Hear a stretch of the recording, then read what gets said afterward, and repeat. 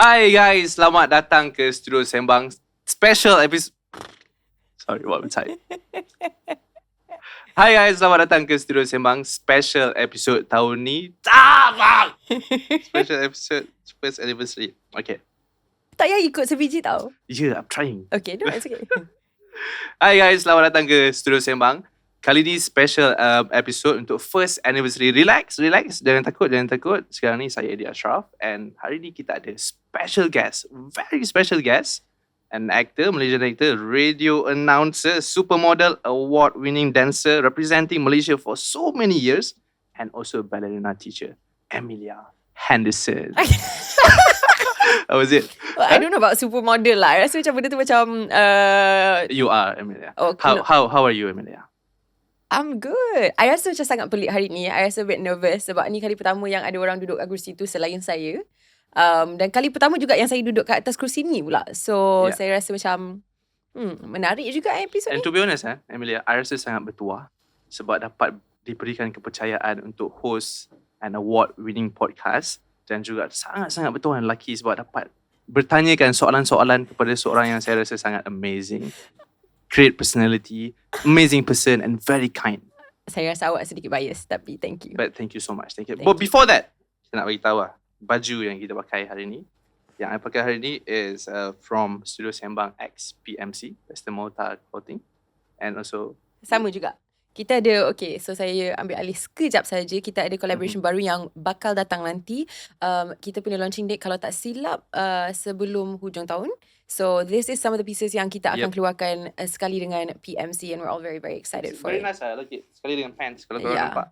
Style lah dekat you. Style dekat sini. Style. Cool. Alright, so Amelia, Okay, I'm so nervous. Are you ready? Okay. Okay, so macam biasa lah kan. By the way, sebelum kita start, sorry sebab potong you, tapi I rasa macam saya rasa macam saya guest yang paling tidak bertuah langsung sebab normally kalau I ada guest kat show ni saya akan bagi diorang peluang untuk tahulah apalah soalan yang saya akan tanya. Lepas tu saya akan fact checking dengan diorang, ada briefing lah sikit. Untuk episod kali ni saya tidur tau dalam bilik sebelah and tak ada siapa briefing I pasal apa-apa. So saya rasa macam really saya tak tahu apa yang akan jadi episod ni. So kita tengoklah macam mana nanti. You ready? No, tapi let's do it Soalan anyways. pertama. Okay. Cik, tak adalah. So usually dah setahun kan you run this show. Soalan pertama yang you biasa tanya orang is of course the childhood. So I'm sure ramai sangat dekat luar sana yang nak tahu what is your childhood like. You know, apa yang you buat, macam mana you start in this industry, and also what did you do to be like a very good person right now, a great person. Thank you. Go. So saya lahir dekat Kelang. Parents saya, ibu saya seorang warga negara. She is half Indian and half Sri Lankan. And ayah saya is Scottish. And my mom was born in England. Dia belajar dekat sana. Lepas tu dia berjumpa dengan ayah saya dekat sana. Walaupun atuk nenek saya ada dekat sini. And so saya dilahir dekat sini sekali dengan adik saya. Kita membesar dekat Kelang. Selepas saya lahir, sebelum adik saya, kita as a family we travelled and we lived overseas ikut ayah I punya kerja sebab ayah I seorang arkitek. And so we went to live in Greece for a little bit and traveled a little bit and then balik untuk sebab my mom nak lahirkan Alex, and then ever since then kita ada dekat sini kat Malaysia. So that was my childhood. My childhood was it wasn't very standard lah sebenarnya sebab saya start bekerja masa saya umur sangat muda lagi. Saya start dengan bukan commercial, print ad pertama saya untuk Mothercare masa saya usia betul lah? Usia. Masa saya berumur 10 bulan. So that was my first print ad. Dan saya mula dengan commercials dalam bidang hiburan. So I did a lot of commercials sebab mungkin saya rasa saya bukan sebab saya berbakat sangat kalau saya nak jujur. It's mostly sebab saya rasa macam I was very lucky untuk ada family yang sangat supportive kepada bidang entertainment, walaupun family saya semua doctors and architect lah, my dad. Tapi my mom side of the family yang I membesar kebanyakan dekat sini dengan my mom's family semua doctors. And walaupun diorang lebih kepada jalan career yang traditional, diorang sangat supportive. And saya seorang budak yang sangat berdisiplin. I always have been like that. Sebab I think I have a very strong mom. And so because I masuk set and I tak menyusahkan keadaan everybody because I was just very well behaved, I think sebab tu saya dapat banyak peluang untuk bekerja as a child. And so I started with commercials and eventually benda tu rolling. Daripada commercials dia jadi acting, because commercial acting is a form of acting juga, and that was my entryway into acting in stories. Dan selepas tu saya buat catwalk modelling juga and a bunch of other things. Sebenarnya banyak yang buat kan. Okay, so daripada commercials kan, so you start umur 10 tahun ni. 10. Sorry, 10 bulan ni. Ya, I tahu jawapan tu kind of pelik. Kadang-kadang I pun macam tak boleh percaya tapi betul. But at which point yang you rasa you sedar that this is your career? Sebab confirm 10 bulan tu memang you takkan sedar apa-apa kan. Tapi because you tak pernah stop buat print ads, commercial and also acting. At what point of your age yang you rasa this is your career and you fall in love in this career? At what point? Bila saya dah dewasa. Umur? Macam 18? I rasa I dapat start to realise yang I macam buat benda ni memang untuk duit for my family and all. Lebih kurang sebab memang kita tak sedar. I tak sedar. I pun start daripada umur yang muda and I tak sedar macam apa benda yang I buat ni. Yang I tahu action cut balik rumah shooting. And I dapat realise yang I rasa macam I want to serious doing it is at the point yang masa I umur 16 tahun. Masa tu baru I start, okay, this is actually work and I kena kerja untuk benda ni. You know? Untuk saya pula, so dalam perjalanan career saya masa saya muda lagi, I tak rasa time saya budak saya sedar apa yang saya buat. Saya sedarlah apa yang saya buat, tapi saya tak seberapa faham. Like I remember when I was very young, I rasa macam sebenarnya sebagai seorang dewasa yang bekerja dalam bidang hiburan, kadang-kadang konflik dia untuk saya, especially sebab saya start masa saya muda lagi, adalah saya rasa macam saya risau yang saya tak akan boleh capai balik sukses yang saya pernah lalui sebagai seorang budak. Because when I was young, bukan untuk macam talk about myself in a very positive light ke apa tidak, I felt like looking back sekarang, I did so much.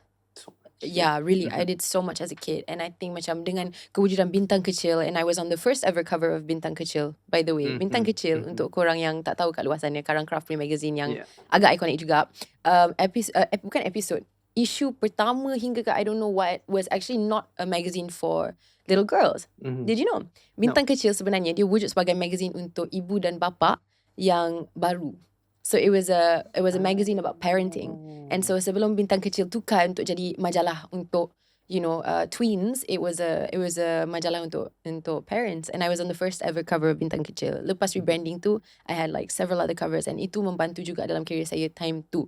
So I would go to these events, and I remember like sangat lah, I sangat confused. I masuk macam, orang nak tangkap gambar dengan I knew this was my job, tapi mungkin sebab saya I feel like I struggled a lot in my life dengan macam nak berkawan dengan orang yang sama umur dengan I, sebab kehidupan I banyak membesar dekat set-set dengan orang yang jauh lebih matang, lebih berpengalaman. Diorang bukan budak kecil, diorang workers in the entertainment field. And so I tak sedar yang my upbringing was not sama dengan orang lain. I tak rasa I sedar tu until like a little bit later. And so like, yeah, I guess like when did I realize? Late. I realized maybe when I was like sama macam you kot. When I was 14, 15, I stopped 14. For a bit. Oh yeah, 14 you stopped for a bit.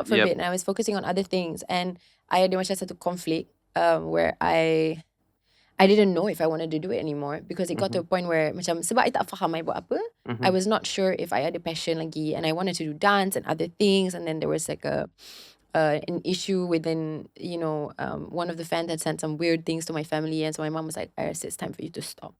So I stopped when I was 14. Tapi stop tu dari segi macam stop heavy lah dengan entertainment. So I still did like voiceovers and benda-benda macam tu yang lebih kepada di sebalik tabir. And then when I stopped, baru saya sedar macam, oh my god, I really love this. Saya memang, I think this is apa yang I memang sepatutnya buat. So bila I balik kepada industri masa saya umur 18, I think that's when I really, really, really, really knew like this is what I'm meant to do, and I love it. So you're talking about, just now you bagi tahu pasal dancing kan. I after research with my team about you punya dancing involvement dekat Malaysia ni, banyak sangat awards yang you menang sebenarnya. Tapi kenapa tak ramai orang tahu about the competition, and tak ramai juga orang tahu yang you sebenarnya dah mewangikan nama negara tu international level. You dapat, sometimes ada yang you dapat gold, bronze and silver and ballerina, if I'm mistaken, ya. And kenapa you tak pursue in dancing? You stop in dancing. Why? So saya mula menari muda juga. So Yes. I started very young playing instruments and dancing and stuff like that. And I did masa saya muda juga a lot of theatre productions, a lot of musicals, benda-benda macam tu, di mana I've done a singing competition. Yeah. And you menang? Yeah, but like jangan suruh I menyanyi. So kehidupan I was very like theatre kid kind of life. And so I memang love ballet, tapi saya tak pernah terfikir masa saya muda lagi yang saya akan macam pursue benda ni on a competitive level ataupun professional. Tapi masa saya umur 12 ataupun 13, 14, I don't know, I took part in Malaysia. Kita ada satu competition for ballet that's like run in Malaysia called the Dance Society of Malaysia, and durang every year durang ada ballet competition. So I masuk lah for like fun. Lepas tu saya menang. Tak tahu menang? Sumpah dia macam tu. Sumpah I was like, But did you really work hard for that? Macam mana nak cakap? Yes, I did because I did a lot of competitions in a lot of things when I was a kid. I did like math So competitions. masa tu umur you berapa? Lebih kurang? Umur saya 13-14. 13 tu you masih acting, you masih buat voice acting and also dancing and also study. How do you juggle all these things at the same time? My mom. Yeah, I think when I was 14 I stopped entertainment a lot. Slow down sangat. So pada ketika itu it wasn't like it was taking up so much of my time pun. I lebih fokus kepada macam tarian dan sekolah. Tapi masa saya budak, adalah tahun yang saya macam lebih 100 hari saya tak dapat pergi sekolah sebab saya tengah belajar. Tapi untuk cover balik benda tu, as I said, like disiplin tu adalah something yang sentiasa ada kat dalam my life. I had to come home selepas saya dah habis shooting dan saya belajar, ataupun saya dekat set saya belajar. And my mum tak selalunya boleh hadir dengan saya, tapi saya kena, my mum was constantly adalah untuk mengingatkan saya yang macam it's very important, education very important. It's something yang macam saya membesar in my household, and itu adalah satu value yang sangat-sangatlah penting untuk keluarga saya adalah education. So important. And mungkin my mum punya perspektif kepada education tu adalah something yang saya berpegang sampai sekarang. Bukan semua orang ada peluang untuk further their studies. Sebenarnya kalau ikutkan, walaupun education, I dah baru je cakap is so important for me and my family, I tak ada degree, I tak ada tertiary education, and kadang-kadang I macam tak seberapa ceritakan benda tu sebab saya tak nak orang salah faham pasal message saya. She's a Mensa. No. Dia bukan pasal no. It's more kepada macam bukan semua orang dalam dunia ni ada peluang untuk belajar habis. Untuk pelbagai jenis sebab. Tapi saya rasa macam kita sekarang dah 21st century, and ilmu tu ada kat mana-mana, ada kat sekeliling kita kalau kita tahu macam mana nak carikan benda tu. So itu macam perspektif my mum juga, walaupun she's a very highly educated individual, tapi she also told me like education, sama ada you dalam kelas ke tidak, you kena sentiasa kejar benda tu, ilmu. So that was kind of just how I was raised, and I tried my best. And you even also teach people dance. Yeah, I taught ballet. Yeah. Dan macam mana benda tu, macam mana, how is the process like? Do you belajar and then you ajar the same things that you belajar, ataupun like how? So untuk ballet, there's a list of exams that you take. So it's grade 1 to grade 8, which is a very standard set of exams. And untuk macam piano and violin, it's the same. I did that as well. But untuk ballet, selepas you dah habis grade 8, there are vocational exams yang you boleh ambil, which is intermediate 1, intermediate 2, advanced 1 and advanced 2, as well as the intermediate and advanced foundation examinations. I've done all. So lepas you dah habis advanced 2, which is quite a high level of exam, and pada ketika itu yang I buat advanced 2, I memang sangat-sangatlah fokus kepada ballet. It was my whole life. Yeah, I was sekolah ballet. Dan bukan ballet saja, tapi other forms of dance as well that I've done. So untuk ballet, saya selepas saya dah dapat my advanced 2, I was focusing on solo seal. So ni adalah something yang mungkin I'm a bit proud of. A bit. So there's an examination called solo seal. And solo seal ni merupakan, it's one of the highest levels of ballet examination yang boleh buat sedunia.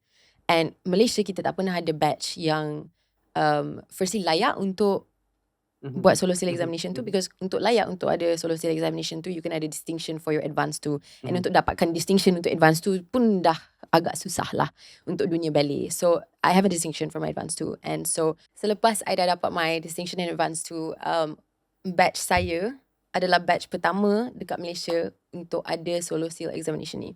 Dan the reason solo seal examination ni tak pernah ada dekat Malaysia is because firstly, macam saya cakap tadi, you have to have a group of people. Group, tak boleh nak ada seorang. Sebab untuk ada examination ni, you kena fly in examiner yang specific examiner untuk solo seal, untuk ada dekat Malaysia. So dia tak berbaloi untuk sebuah sekolah ballet untuk flykan orang ni masuk kalau dia ada macam satu candidate je. So buat kali pertama, me dengan batch I ada 4 orang, and we did the solo seal in Malaysia for the first ever time. And I think even that macam cukup istimewa buat saya. The reason kenapa saya tak menjadi seorang ballerina selepas tu, walaupun saya dah represent Malaysia and whatever, is because saya rasa macam untuk menjadi seorang apa-apa dalam dunia ni, you can really focus and really committed.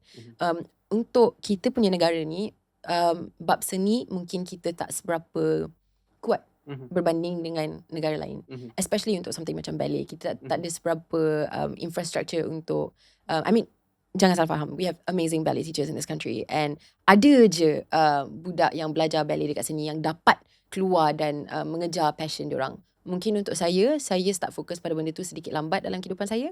Dan juga kalau saya betul-betul nak macam keluar daripada negara ni dan pursue ballet, contoh kalau saya jadi ballerina dekat sini, time tu apa yang saya fikir, I nak kerja apa sebenarnya?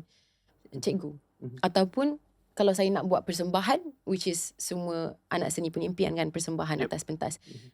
You pernah tengok tak ballet dekat Malaysia? No, I tak pernah. Sebab kurang. Sangat Exposure tu kurang. Exposure kurang, and also mungkin kita ada satu ballet je a year. So kalau itulah career saya dekat sini, saya tak rasa tempat ni kedudukan saya betul lah untuk pursue a career in ballet.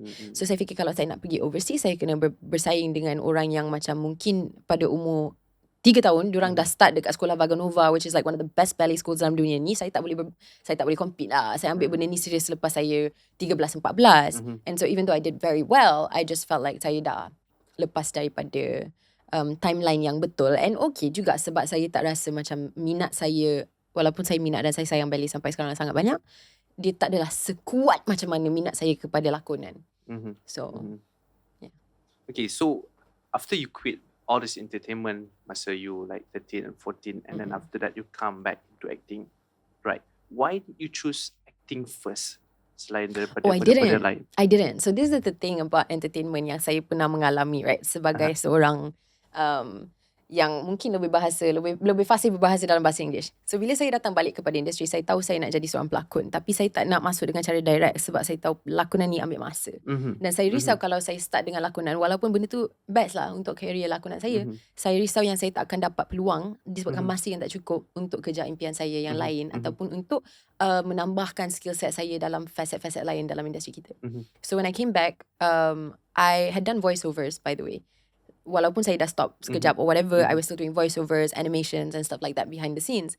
Tapi bila saya datang balik, I was doing a voiceover dekat Astro, and I saw that Mix FM tengah cari radio announcers. And Mix FM punya demographic is 25 to 35. Time tu I umur 17, hampir nak jadi 18. So saya tanyalah member saya dekat Astro, I cakap, korang tahu tak siapa-siapa dekat Mix? Macam mana I nak jadi seorang radio announcer? Sebab I nak try lah, sebab I suka bercakap. So saya rasa mungkin career tu sesuai lah untuk I. So saya tanya diorang, boleh tak korang bagi saya peluang untuk kerja dekat sini? Diorang cakap, tak boleh dek, sebab aku 7+ lah, kita tak boleh sign contract kan you. So I was like, okay. So on my 18th birthday, 20 Oktober entahlah tahun berapa, 18th birthday saya tahun lepas lah. So on my 18th birthday, muda lagi rupanya. Tak lah. On my 18th birthday, 10 tahun lepas, 20th of October, I contact saya dekat Mix FM. Saya cakap, hello, hari ni saya 18, you dah boleh sign contract dengan I. Saya rasa you patut bagi saya peluang. You sendiri yang call? I called you. I said, bukan, I tak cakap macam tu lah. I cakap, please lah bagi I peluang ni. I nak try. Tak apa, kalau you nak audition I, macam 3 bulan you nak buat training ke whatever, I sanggup. Because I nak try benda ni. So I called him and he said, okay. So I pergi, I buat training. Tapi mungkin sebab diorang a bit short staff, training saya tak seberapa panjang. Training saya macam dalam, tak rasa sampai sebulan. And within a month, I was on air for Mix FM. Tapi on air for weekends. So weekends tu adalah slot yang mungkin paling senang untuk orang baru masuk because there's not really much happening on the weekends. Mostly kita punya pick up, saya tak ada show dekat radio sekarang lah, tapi peak hours for radio weekdays pagi dan malam. So itulah peak, and then everything in between sebenarnya sangat penting untuk weekdays juga. Weekends penting juga. This is national radio. Semua benda dekat situ penting. Betul. Tapi it is the easiest slot untuk orang baru. So I got a weekend slot and I was on weekends at Mix FM for 1 year. Selepas tu sambil saya bekerja dekat Mix FM, saya dapat bertemu dengan seorang individu and I love him sampai sekarang. His name is Nicholas Andrew John. And Nicholas Andrew John pada ketika itu kerja dekat Astro Supersport. And sekarang dia masih bekerja dekat Astro. Saya baru je jumpa dia hari tu depan Astro. So Nick and Mary were like the heads of Astro Supersport at the time. And diorang cakap, okay, kita tengah cari host pula untuk Astro Supersport. Lepas tu diorang tanya, you berminat ke tak? And I was like, yes. And then dia cakap, you suka sports ke tak? I cakap, yes. What do you mean? Football adalah benda favourite saya. Saya tipu dia. Walaupun Tipu. Saya tak tahu apa-apa je pasal football. Saya tak minat apa-apa. Saya tak pernah tengok football. Saya langsung tak tahu. Tapi bagi tahu dia dengan keyakinan yang cukup tinggi, sports is my favourite. You know? And you got dapat. No, dia panggil I untuk audition. Okay. Sebelum audition tu, I punya macam tak tidur demi nak tahu macam mana nak sebut nama-nama players tu dengan cara yang betul. Sebab kalau saya cakap saya tengok football, which is saya tak pernah tengok football, lepas tu saya cakap I don't know, Jurgen Klopp or something, or like macam salah, dia akan nampak bodoh lah. Especially kalau saya penyampai news untuk sports, Astro Supersport. Saya macam oh my god, macam mana saya nak handle benda ni. So saya belajar lah. Saya malam-malam seorang-seorang tengah belajar how, you know, like Emma says, how to say Jurgen. Macam tu.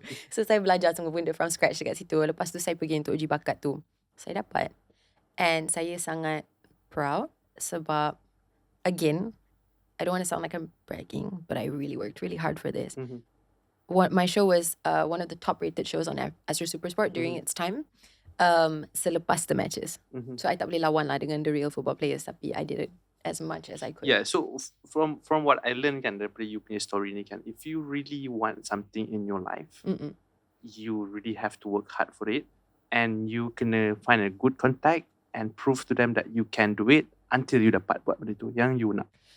Is that true? Betul. So my mom selalu ajar dekat Ais macam she loves to say this, and macam dulu masa saya muda lagi, saya sumpah saya tak faham my mom cakap apa. She said you have to create your own opportunities. And macam you rasa saya nak macam createkan benda ni dekat mana? I duduk kat rumah sekarang, I tak kenal siapa-siapa, macam mana I nak createkan benda ni? So I remember when I was like 17, 18, zaman-zaman ni jugalah yang saya macam first start hosting for KL Fashion Week and semua tu, I tak nak pergi after party tu sebab I tak kenal siapa-siapa. So I rasa malu. I takut I pergi, I tak ada nama, orang tak kenal saya, lepas tu diorang akan pandang rendah dekat saya dan macam tinggalkan saya dekat situ. Which is, bukan nak cakap itu apa yang jadi, tapi betul lah, saya pergi dekat event tu, I tak kenal siapa-siapa, I macam lebih-lebih lagi saya pergi seorang-seorang. You imagine betapa awkwardnya dia. But itulah maksud my mom. Kalau satu peluang kecil wujud, ataupun you nampak lah uji bakat ke whatever ke, ambil peluang tu untuk either gagal dan belajar something dekat situ, ataupun untuk membuktikan kepada diri you yang you boleh sebenarnya. So dengan Astro Supersport, itu apa yang saya buat. Saya nampak peluang tu, saya rasa macam okay, mungkin saya akan gagal dekat sini sebab I don't know anything about sports, tapi I akan ambil benda ni sebagai cabaran. Dan kalau betul-betul saya tak okay untuk this channel, maksudnya saya kena balik selepas ni, saya kena improve. Tak tahu berapa lama benda tu akan ambil. Mungkin saya akan call Nick next year and I can be like, hey Nick, can you give me this opportunity again? Sebab saya percaya macam, especially sekarang saya dah kerja lama lah dalam bidang entertainment, I rasa macam untuk jumpa seorang yang ada perasaan nak tu, sebenarnya sometimes jarang. So kalau you boleh membuktikan kepada orang tu that you really want it, kalau bukan hari ni ataupun next year, mungkin one day they will give you a chance, and you have to be ready. You have to be ready, and that's tanggungjawab you kepada diri you sendiri. So that's like the philosophy there. Okay, sekarang ni kan, tadi you cakap pasal voice acting kan. Yeah. So I tertarik tau. What? Sebab I sendiri tak pernah buat voice acting. I pernah dapat offer untuk buat satu drama radio untuk RTM. So drama radio ni biasanya dia macam dalam 5 minit punya sketsa, tapi only voice over sahaja. And dia selalunya disiarkan radio Malaysia yang old school sikit lah. You know, and ramai juga sebenarnya pelakon-pelakon kita dekat Malaysia ni yang buat drama radio. Tapi every time diorang call I macam, I think I tak boleh buat sebab I tahu suara I macam mana. And then I rasa it's really hard to do it sebab biasanya bila you tengok orang berlakon dekat TV, you nampak dia punya movement, you nampak dia punya expression muka. Tapi in drama radio, orang tak nampak semua tu. Orang cuma akan tahu you punya mood marah, mood sedih, mood happy based on you punya suara, speed of your voice and also your intonation of your voice. So I rasa macam I don't think I can do it. So I rejected the offer so many times tau. But you started doing voice acting at a very young age. First, I nak tahu macam mana you got the contact supaya I rasa orang dekat luar tu kalau diorang tahu, diorang rasa diorang boleh and layak untuk buat voice over, at least diorang tahu where to start. And also the second thing I want to know, what is actually the difference? Is it hard? Which one is harder? Acting on screen or acting voice acting? Okay, kita buat satu-satu. First question, macam mana saya boleh terjebak dalam dunia voice acting? So, sebab I tahu you did a lot of international one. You buat Barbie, you buat Cartoon Network, Didi and Friends, and banyak lagi sebenarnya kan. Banyak kan? Yeah. Tengok siapa yang buat research. Okay, so cerita dia macam ni. I think like my life, kalau you tengok, is a series of creating your own opportunities. So, masa saya budak, saya scouted and that's how I started doing commercials. Sebab like Mothercare for example, I think kalau tak silap my mom cerita kat I 10 bulan mana ingat. Ada orang nampak macam I dengan my mom pergi shopping and then dia cakap, oh anak you sangat cute. Dia nak buat commercial ke tak? So mula-mula my mom cakap yes sebab dia fikir macam cute ni kalau I buka TV sebab time tu TV segalanya. Kita tak ada YouTube untuk tengok podcast ni. My mom cakap, oh cute ni kalau I dapat tengok anak I dekat TV. So I buat satu. Tapi my mom tanya I like macam apparently lah time tu cara yang I bawa diri dekat situ macam saya minat benda tu. So my mom encourage I dekat situ sebab dia cakap, oh anak saya minat, so teruskan je lah. And my mom tak pernah paksa I untuk buat acting semua tu. She just said I loved it. And I did a lot of musical theatre production, stuff like that. Tapi voice acting actually start dengan commercials because when I was acting in the commercial, kadang-kadang diorang nak dubbing.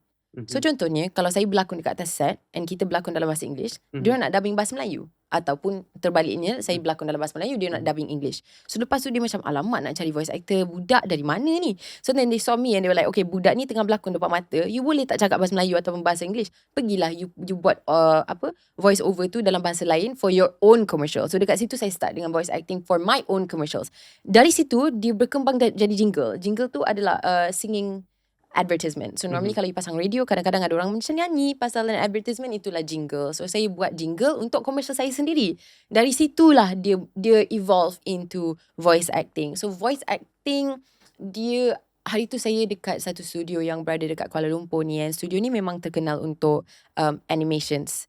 Tapi we didn't really know that kita ada dekat situ untuk voice one of my commercials or whatever yang I tengah buat dekat situ. And I met this guy, this American voice director yang ada dekat situ sebab dia tengah uji bakat for Malaysian talent. And then dia tanya siapa budak ni, and I boleh lah bercakap dengan dia. Accent saya macam very neutral. Dia cakap dekat I, accent I macam bukan British, bukan American, bukan anything. So dia cakap, oh suara you sesuai lah untuk buat kartun. Sebab kalau kartun, kalau kita nak jual, especially to Southeast Asia dalam bahasa English, kita tak nak ada macam American accent yang terlalu pekat, you know, or like a British accent yang terlalu pekat juga. They just want a very neutral English accent, and my English accent was very neutral at the time.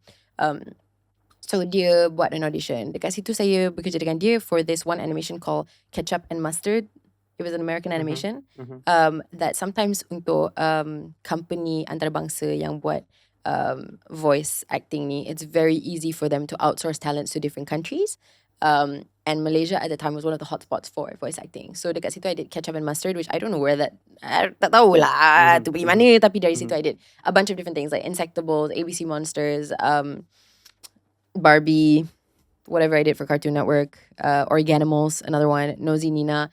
So many voice animations, and they all came from the fact yang I memang bekerja dekat radio, like voice acting studio tu, and benda tu melibat lah, like if you know how production works, if you work well with this person, they will recommend you, and and then suddenly you ada career and you macam, oh my god, macam mana I boleh sampai kat sini. For voice acting, another fun story, we have a voice guild in Malaysia, which is like a union. Dia macam seniman tapi untuk pelakon suara. Dan pada ketika itu kita ada voice guild, and voice guild was very established. Tapi my mom spoke to the head of voice skill at the time yang tanya macam mana you handle anak you yang tengah bekerja dalam industri ni. Sebab dia tak ada protection langsung bawah voice skill. So they open a child division dan saya child talent 1 voice skill Malaysia. Wow. Amazing. Yeah. Okay, and then you start balik acting. Yang start balik acting tu is like macam bila saya dah umur lama lah. 17, I think. 18. I don't know. Okay. Keluarga pun timah bila, I don't know. So bila you start balik acting kan, after like for how many years you quit all this also time tu I entertainment banyak buat hosting, I banyak buat macam radio, Astro Super Sport, benda-benda macam tu. And then bila first time you back on set as an actor untuk berlakon, yes, you rasa ada tak banyak yang you miss ataupun you lupa, feeling awkward on set sangat, ke apa benda ke? Sangat awkward. Sebab apa? Sebab Amelia, even kalau I sebulan tak shooting, lepas tu masuk set, I will feel awkward. Macam semua benda lupa, semua benda lost, all the technique ke apa benda kan. Sometimes nak hafal skrip pun susah because kita nak kena get back on track, and then nak kena tahu the chemistry dengan pelakon, macam nak create the chemistry and all, and then skill nak baca skrip. Benda tu sebenarnya susah. For me, sebulan tinggal pun dia dah macam tumpul tau. Yeah. What about you? Sangatlah kekok. I ada macam 2 fasa of kembali kepada acting dalam otak I, cara I susun kehidupan I. So the first one was anak mat saleh. No, bukan anak mat saleh tapi Melayu. Keluarga pun timau lah. Betul. So keluarga pun timau saya buat time saya umur 18 tahun. Dan saya tak rasa sangat kekok tu sebab saya bukan watak utama. It was an ensemble cast. It was me, Marsha Milan, Sunlee and 𝙁𝙍𝙀𝙗 as one family of hantus. And saya masuk set tu saya rasa sangat senang. Saya tak rasa stress sebab saya sangat stress pasal dia punya special effects makeup pada ketika itu. Sebab saya kena jadi orange like a harimau, and I was so stressed about the special effects makeup yang sumpah I tak terfikir. I tak rasa kekok tu. You know, I think. And also sebab Sean was there, like Marsha was there, Keith was there, everybody was so nice yang I tak rasa awkward untuk bekerja dengan diorang. Lepas tu I think I did anak mat saleh tapi Melayu, but time tu I tak berlakon sangat. The time yang I start rasa kekok dalam lakonan datang when I did, kan terbalik cerita. No, betul. Susunan ni betul. Pengantin 100 hari. 100 hari. Dengan Nazim Osman. Aiman Hakim Riza. Yes. So time tu yang saya rasa nervous sebab itu adalah cerita drama yang sangat traditionally apa yang kita expect dari and drama. And also you lead juga. Oh tak, I tak sepatutnya lead cerita tu. I buat dengan, it was me, Aiman Hakim Riza, Aisyah Azman. And so time tu sebenarnya dalam cerita tu Aisyah Azman is the lead lah. Aisyah Azman is the lead, Aiman is a hero. I ada dekat situ as Aiman's second wife. I tak tahulah cerita tu apa, tapi I masih ingat I pergi untuk casting dekat Suhan Movies. I duduk kat Suhan Movies. I macam oh my god, I kena berjumpa dengan director saya Amor Rizan. I love you Amor forever. So I duduk kat situ I macam I nampak Rosham no Uncle Rosham. Dia lalu kat I macam I tak rasa dia ingat cerita ni. So I was just sitting there like alamak, I kena pergi untuk casting ni. Watak ni seorang isteri. Kalau tak silap dalam jalan cerita dia kena jadi seorang mak. I tak tahu, I umur macam 18-19 time tu I tak rasa saya boleh jadi seorang mak ataupun isteri kepada siapa-siapa. Tapi I just sat there and I was like and then I pergi untuk casting dengan Amor. And Amor tanya I, Dek, you boleh cakap bahasa Melayu ke tak? Dengan I punya penuh dengan pelak. Boleh? Masa tu you memang pelat lah bahasa Melayu. Pelat teruk sebab time yang saya tak berlakon tu, saya cakap bahasa English dekat rumah dengan family saya, dengan kawan-kawan saya. I boleh cakap bahasa Melayu, tapi there's a very big difference dengan boleh dan boleh dengan cara yang nampak macam you memang lahir cakap bahasa Melayu. Betul, of course. Difference jauh. So, I boleh lah. Tak salah lah, I tak tipu lah Mo. So, then dia suruh I buat skrip tu. Oh my god, I ada one side and I just audition yang paling teruk yang saya pernah buat in my whole life. And I looked at Amor and Amor looked at me and I macam sikit lagi I nak nangis ni sebab I tahu I tak boleh nak buat. Tapi saya tengah cuba ni. And I tak tahulah Amor tengah fikir apa time tu. Tapi watak saya baru balik dari England. Okay lah. So Amor macam lah tu. Okay lah.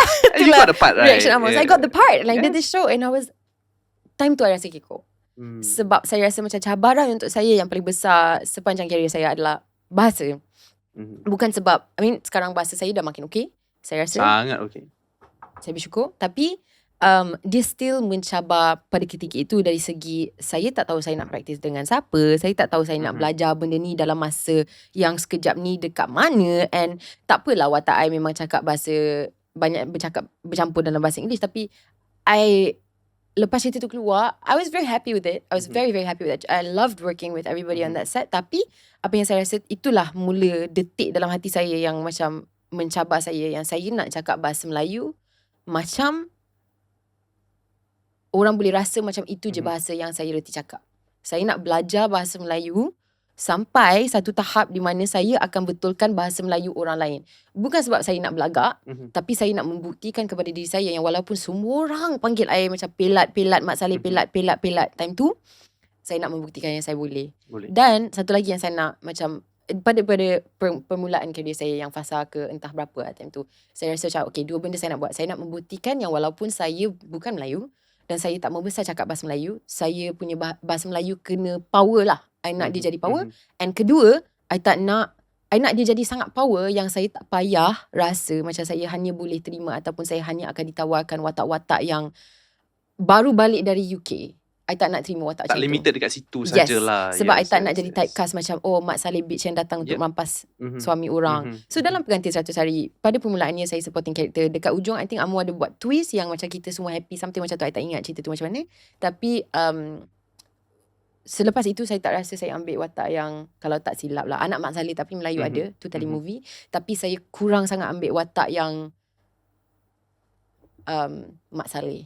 I nak ambil watak yang kampung. Yeah. And then you dapat banyak juga watak kampung selepas tu, right? Because bahasa you pun dah get better. Tak ada je yang buat watak kampung tapi bahasa macam skema gila. Tapi saya baca lah, saya hafal, saya baca. I duduk dengan manager I time tu, I macam ajar I apa ni? Apa ni? Kadang-kadang I rasa bodoh sebab I akan tanya orang akan gelakkan I macam whatever. I akan tetap tanya, what does this mean? Kalau I kena tanya 100 kali untuk benda tu tanam dalam otak I, tak apa, janji saya sampai dekat destination tu.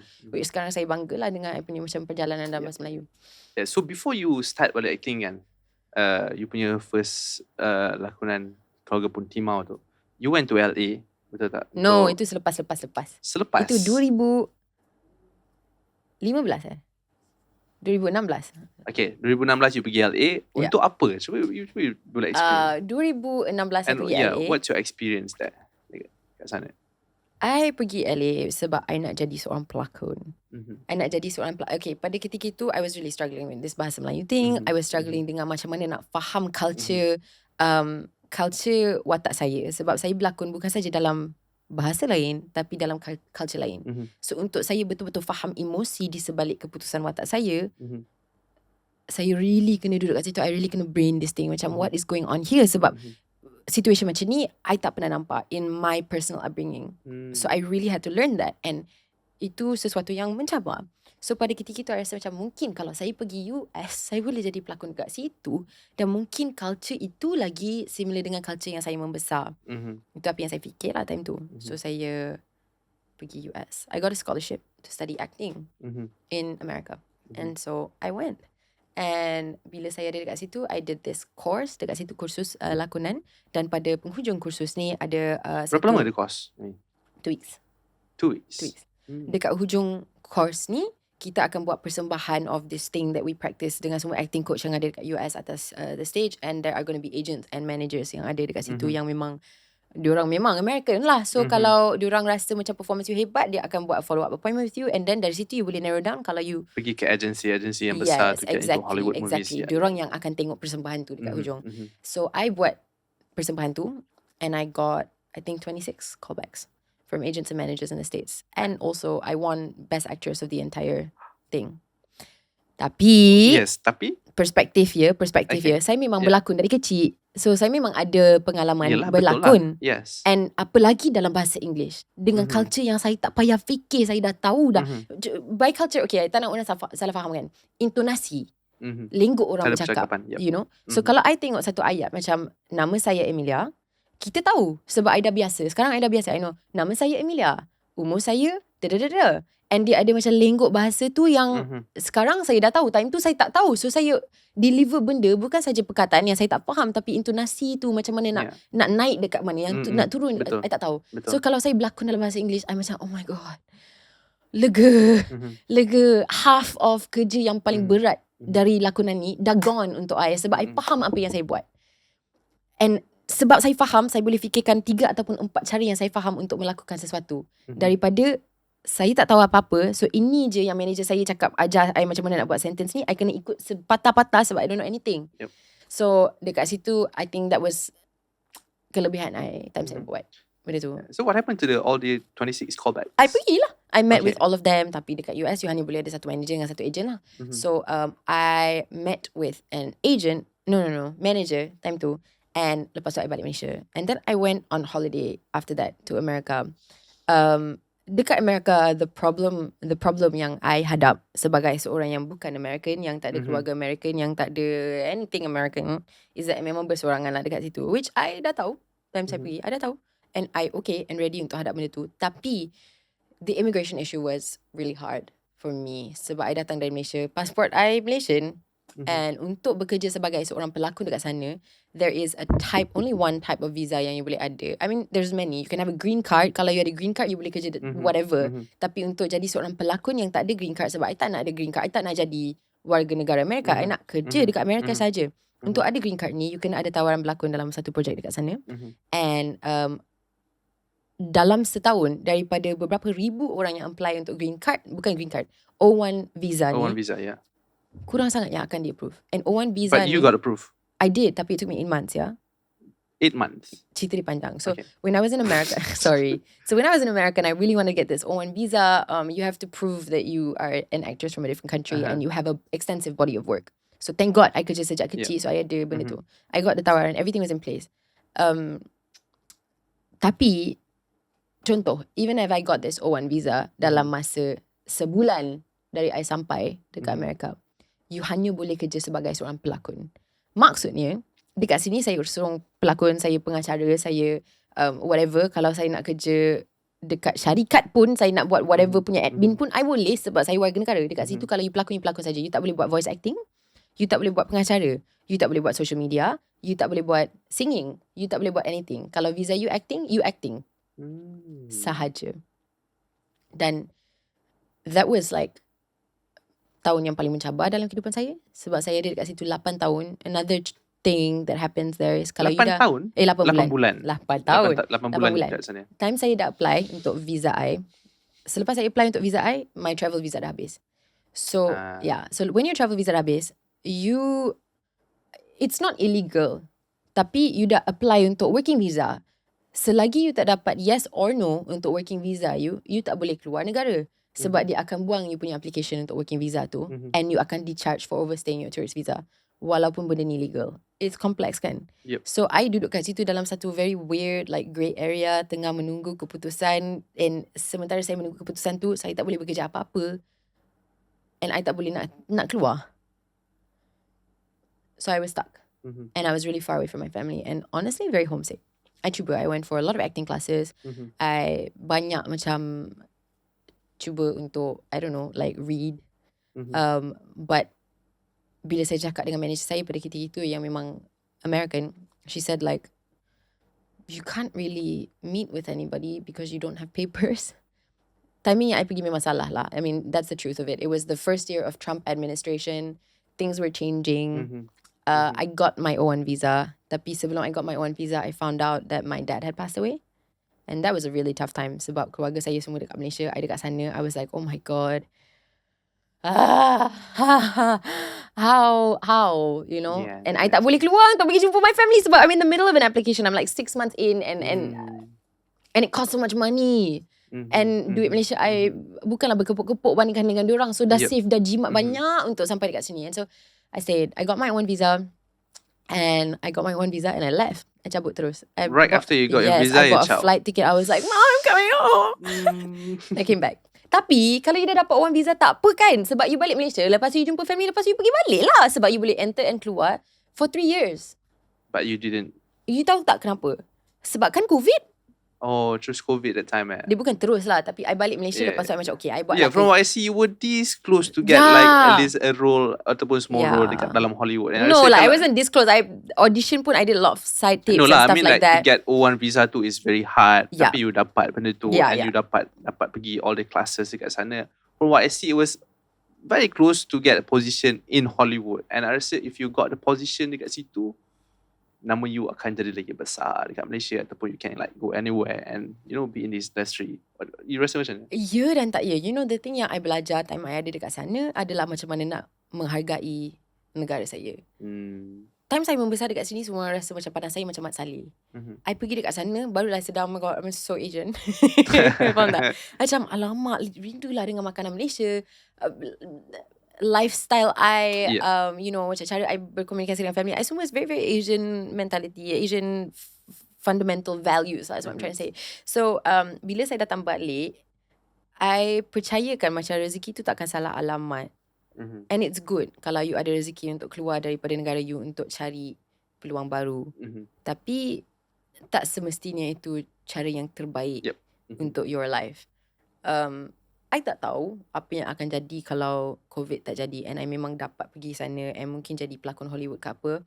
Tapi I tak tahu juga apa yang I akan hilang kalau itu life path saya bandingkan dengan life path I sekarang. Dan saya tak rasa dia bermanfaat kepada otak saya untuk fikir pasal life path lain, what could have, should have, would have been tu tidak membantu saya langsung dalam realiti saya sekarang.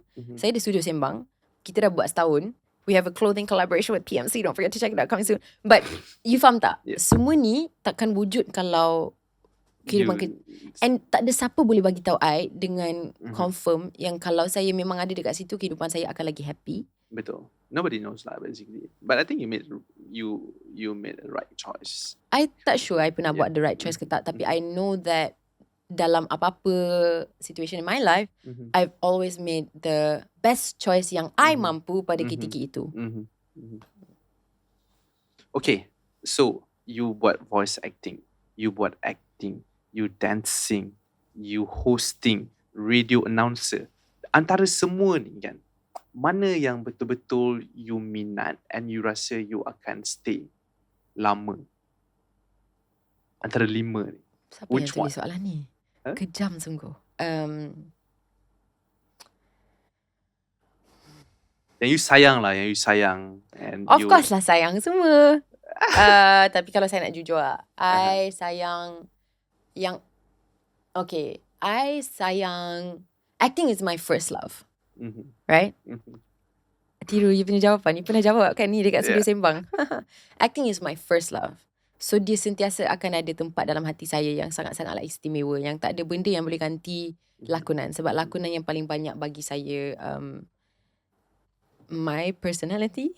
Itu yang macam something yang ada dengan saya sejak saya kecil kot. Kalau saya tak berlakon, saya tak tahu saya apa.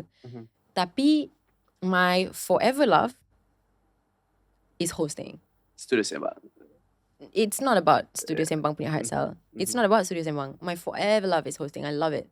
I love it. Sama ada Gempak Most Wanted or any other thing that I've hosted. And I'm just really proud sebab sekarang saya hosting dalam bahasa Melayu.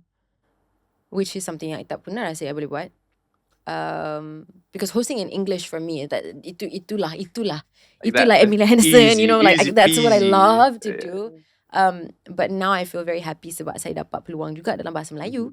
And I dah tak rasa stress macam mana I pernah rasa stress untuk hosting dalam bahasa Melayu sebab bahasa Melayu I dah banyak sangat improve. So, masa you jadi radio announcer kan, ada satu tragedi yang menggemparkan Malaysia pada ketika itu, which is 𝙏𝙃𝙄𝙎, and it happened to be that you were the one yang kena sampaikan news tu kepada rakyat Malaysia. For Mix FM at that time. For Mix FM. How do you feel? I rasa benda tu sangat, it takes a lot lah sebenarnya untuk dapat tahu satu tragedi yang sangat menggemparkan lah, yang sangat menyedihkan, and then you dapat diberikan tanggungjawab untuk sampaikan kepada rakyat Malaysia. How do you feel about that? Yeah. Time tu I macam baru je start dekat Mix FM, and I still remember so clearly. It was Saturday morning. Shift I start pukul 2 sampai ke pukul 6. Tapi bos I dah text I pagi tu. When I woke up and I was like, apa ni bos I text pagi-pagi. Shift I pukul 2. Sabarlah. Lepas tu saya check and he said, oh Amelia, there's an incident and we need you to come in early. So I was like, alamak, macam incident apa? So I pergilah kerja. And that's when I kind of found out about 𝙏𝙃𝙄𝙎. And pada ketika itu, there was a lot of like misinformation dekat social media. It's very early. It was so early. I mean, it's not just misinformation. Sebenarnya kita tak tahu what was going on. Tak tahu apa yang jadi Tak pun tahu sebenarnya. apa yang jadi. Yes. And speculations macam-macam keluar. Kalau tak silap, apa yang I dengar tu is like, we lost the plane. What do you mean we lost the plane? Banyak sangat soalan. Sebelum saya dapat proses berita yang saya dapat, diorang suruh I start bekerja. Lebih awal daripada shift saya. Sebab for any traditional media, and I think all media in general, konsep dia adalah if we're going through a national tragedy, which is what 𝙏𝙃𝙄𝙎 is, takkanlah you nak buka national radio and you dengar like things that could be perceived as insensitive. Yeah. You know, you don't want to open the radio and hear a very happy song, or God forbid you open the radio and some artist has used aeroplane or something in their song and it's a happy song. It's so insensitive kepada masyarakat yang tengah melalui something yang sangat-sangat tragedy lah. So I was quite stressed out pada masa tu sebab I sendiri belum proses lagi what is going on, and sekarang I nak kena bagi tahu orang. Macam mana I nak bagi tahu orang? I don't know what's going on. I bukan ada dekat situ. I just woke up. I'm just like, what's the panic attack yang paling panic I rasa pada ketika itu. And I asked my bosses, I was like, what am I supposed to, macam mana I nak, macam what am I supposed to do? Dah lah I baru start radio macam bro. And he was like, okay, here's the concept.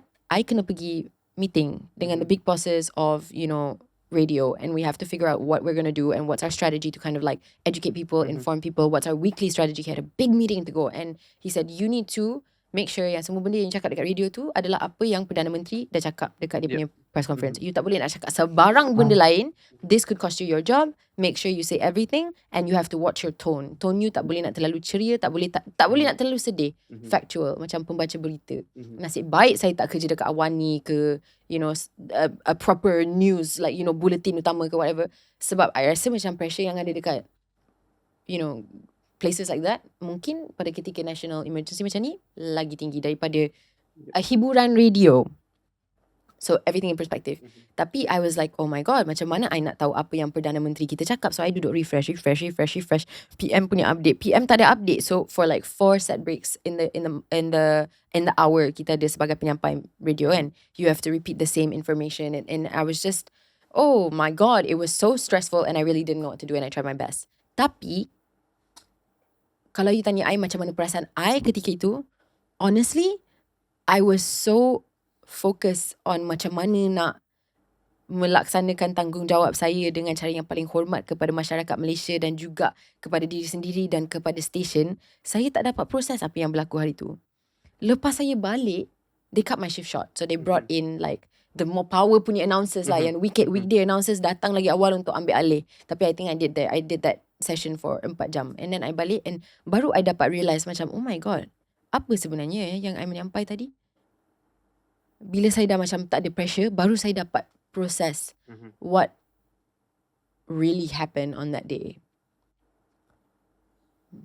And I tak boleh imagine macam mana like pembaca berita. Yes. Like the level of pressure tu, tak boleh nak salah perkataan satu pun. Very tragedy. Okay, so now we move on into something yang I rasa that you also love to do, is producing. Okay, Studio Sembang. Right.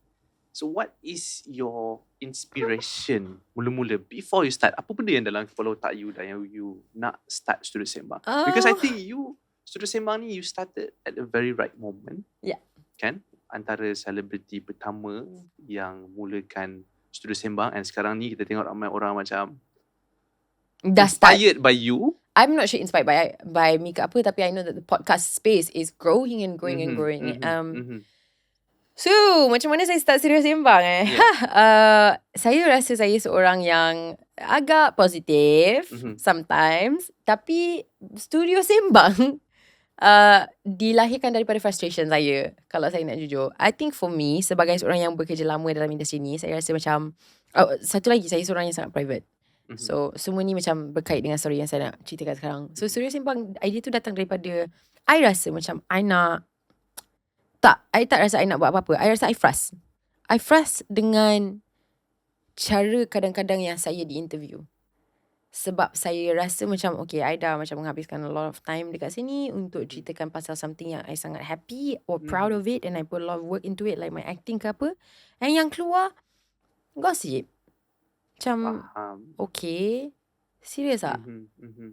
Dah lah I tak cukup gossip. So satu cerita yang negatif tu akan berpusing untuk 4 tahun. Like seriously kita still nak tanya I pasal soalan ni ke? Serius. So I sampai dekat satu tahap di mana saya rasa macam oh my god, I tak, this is a bit frustrating. And satu lagi I rasa macam I selalu rasa macam I berseorang kan. And I feel like a lot of people dalam industri kita rasa macam kita kena handle masalah seorang-seorang. Kenapa? Sebab bila saya bekerja on set, saya akan bekerja dengan 2 orang. Kebanyakan kali saya akan kerja dengan hero. I don't know who is my hero, tapi itu je lah I akan jadi best friend I untuk 3 bulan. Lepas tu bye-bye. And then kalau I berjumpa dengan rakan-rakan dekat event, apa you nak, mana ada kesempatan untuk properly macam catch up, properly hang out, and everybody's busy. So I fikir okay, macam mana I nak selesaikan masalah ni. And I know I love to host kan. So I thought macam mana kalau I start a show. I want a TV show. I want to be like Ellen, you know. Oh, not Ellen, I want to be like Oprah, right? And I want to ada peluang untuk macam interview orang, and like I don't know, and I suka dengar bila orang cakap pasal their life stories, because I think macam saya cakap, saya suka dengar sebab saya rasa banyak belajar. So I thought like macam mana I nak selesaikan masalah ni. And then I thought like okay, I tak rasa lambat lagi lah I nak pergi wujudkan my own talk show, budget besar, semua tu besar. And then I found out about podcast, and I started dengar podcast sebab I suka dengar true crime podcast. So macam bila saya buat makeup pagi-pagi, I akan pasang macam my favourite true crime podcast, and I akan dengar pasal true crime. So I dapat idea dekat situ. I cakap okay, macam mana kalau I cuba buat a podcast? I'm sure like it's less expensive than doing a TV show. And also I dapat macam interview orang. Maybe I tak nampak orang lain yang pernah buat benda ni dekat Malaysia. So itu adalah something yang macam membagi saya inspiration yang tak pernah ada orang buat. Tapi pada masa sama nervous. I takut macam orang boleh terima ke format macam ni. So I cakap tak apa, I nak try. So pertama sekali I ada conversation dengan our audio engineer for Studio Sembang, which is Euwyn. Euwyn is one of my close friends. Dah beberapa tahun dah sebelum kita wujudkan Studio Sembang. And I spoke to Euwyn and I said, Euwyn tak ada kat dalam bilik ni. Time yang I nak cakap benda best pasal dia takkan ada dalam bilik ni. So I said, Euwyn dengan seorang lagi kawan saya, David, yang kerja dua-dua macam music industry people. And I time tu tak ada niat nak buat music, tapi I fikir macam mungkin orang yang sesuai lah untuk I macam bahasakan this idea, sebab diorang tahu pasal sound. So I said I want to do a podcast, dude. And he was like, podcast? Where's podcast? It's like, macam ni I nak buat macam ni. And then he was like, okay. And I said, kalau I buat podcast, you kena janji dengan I berdasarkan friendship kita yang entah berapa tahun yang you akan buat podcast ni dengan I. So I paksa dia. Lepas tu dia cakap okay. Paksa tak berbayar ke paksa berbayar? Yang tu rahsia di antara saya dengan Euwyn. So saya paksa dia untuk buat cerita ni. And then dia cakap okay dalam keadaan terpaksa. Lepas tu saya tanya dia, bro, so kita nak buat macam mana? Siapa lagi yang kita perlukan untuk ada projek macam ni? So I fikir okay, I need a producer, and I need a really solid producer. So I fikir siapa lagi kalau bukan adik saya yang memang business partner I. So I cakap dengan adik I. He was the second person I talked to about Studio Sembang. I said, bro, I want to do a podcast. He said, podcast? Podcast tu apa? And I said macam ni. You think benda ni orang akan suka ke tak? Dia pandang I ni macam, entahlah. Boleh try. I was like, okay. So selepas tu dari situ kita kembangkan kita punya team. The next person I spoke to about it, Sunlee Khan, our photographer. I cakap, Sunlee, you dah kawan I macam dalam 6 tahun ke something macam tu. You tak ada pilihan. You terpaksa buat benda ni dengan I sebab I think I nak buat macam podcast yang ada digital coverage. Sebab I kerja dalam bidang social media juga. I tahu betapa pentingnya digital. So from the very beginning, sebelum I ada conversation, I dah ada idea kan, kalau I buat podcast, time tu podcast yang ada visual accompaniment tu jarang tau. Semua podcast yang diorang cakap je, ambil audio tu buat podcast. Tak pernah ada podcast. Bukan tak pernah lah, tapi kurang lah podcast yang ada visual. I fikir I nak buat visual sebab I nak macam jadi macam Oprah. I nak buat digital content yang memang kena keluar everyday sebab I nak tackle social media juga. Sebab I tahu mungkin takkan ada orang yang buka YouTube every week nak tengok cerita I. Okay, tengoklah snippets tu dekat TikTok. I tanya you, macam mana nak ada Spotify punya account macam mana penyanyi buat? I don't know anything. So I tanya dia, and then I ask Sunlee, I said, Sunlee, you have no choice, please take picture for me. Sunlee sangat baik hati, dia cakap of course. So Sunlee pun termasuk. Lepas tu I cakap, okay, final piece of this puzzle lah, yang I tak tahu macam mana nak selesaikan is, siapa yang akan rakam? Siapa kita punya DOP?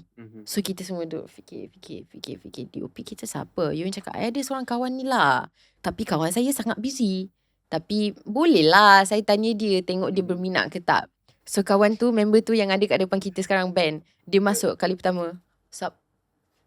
I tak sure member tu, Benedict, tahu tak apa itu podcast. I tak rasa dia tahu dia tengah rakam apa. I rasa dia tahu yang dia pun mungkin terpaksa dengan Euwyn. So kita semua lah, masing-masing semua dalam keadaan terpaksa, kecuali saya yang memang memaksa semua. Kita mula dengan episod pertama. Episod pertama tu I fikir, okay, I nak ada BTS. Sebab I rasa macam BTS tu mungkin akan jadi cute dan kelakar, dan akan jadi macam sebahagian like akan tease additional value lah, additional value, USP gitu. And then I fikir macam, okay, because it's my podcast, ni kiranya macam projek pertama yang saya pernah buat entirely alone, self-funded, self-produced, self-managed, self everything. And when I cakap self, I tak cakap macam self Amelias sendirian berhad seorang-seorang. No. Self as in like me and my team lah. It's I built this team.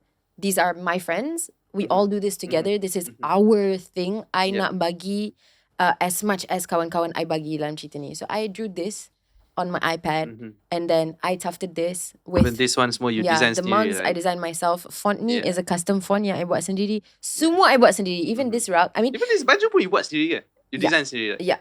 Well, no, not me alone. I did it with my team. And I think itu something yang sangat penting. Kalau bukan sebab team yang kerja untuk Studio Sembang ni, oh my god, kita takkan sampai mana-mana lah sebenarnya. Tapi I think the reason yang Studio Sembang sangat berjaya adalah macam kita semua letak banyak sangat kasih sayang ke dalam projek ni. Macam Sunlee di antara fotografer yang paling best yang I pernah jumpa dekat negara ni. And he put so much love into it.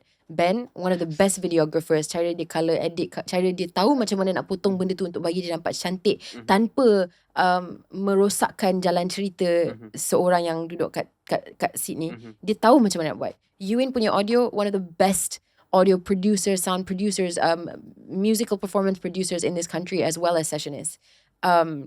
This thing was tufted at D-Rug, which is my friend's tufting place. And so like everybody in my life at that time was just so supportive. And sebabkan kita ada banyak sangat, you know, another person that I spoke to pada permulaan was Kevin.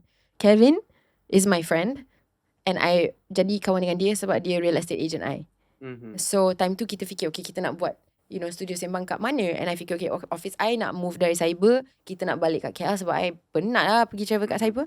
So Kevin yang carikan tempat ni untuk kita. So everyone that I loved, all of my friends at that time really put love into this. And I think sebabkan doa-doa semua orang, that's why Studio Sembang boleh jadi like 1 year old. 1 year old. Congratulations. Thank you. Okay, so tapi sebelum saya habis kan, sebab saya rasa macam tak fair kalau I tak lengkapkan benda tu. Dari situ kita tambah orang, and then kita ada Shazni, and then kita ada semua yang masuk. And sekarang benda ni dah sangat-sangat lancar.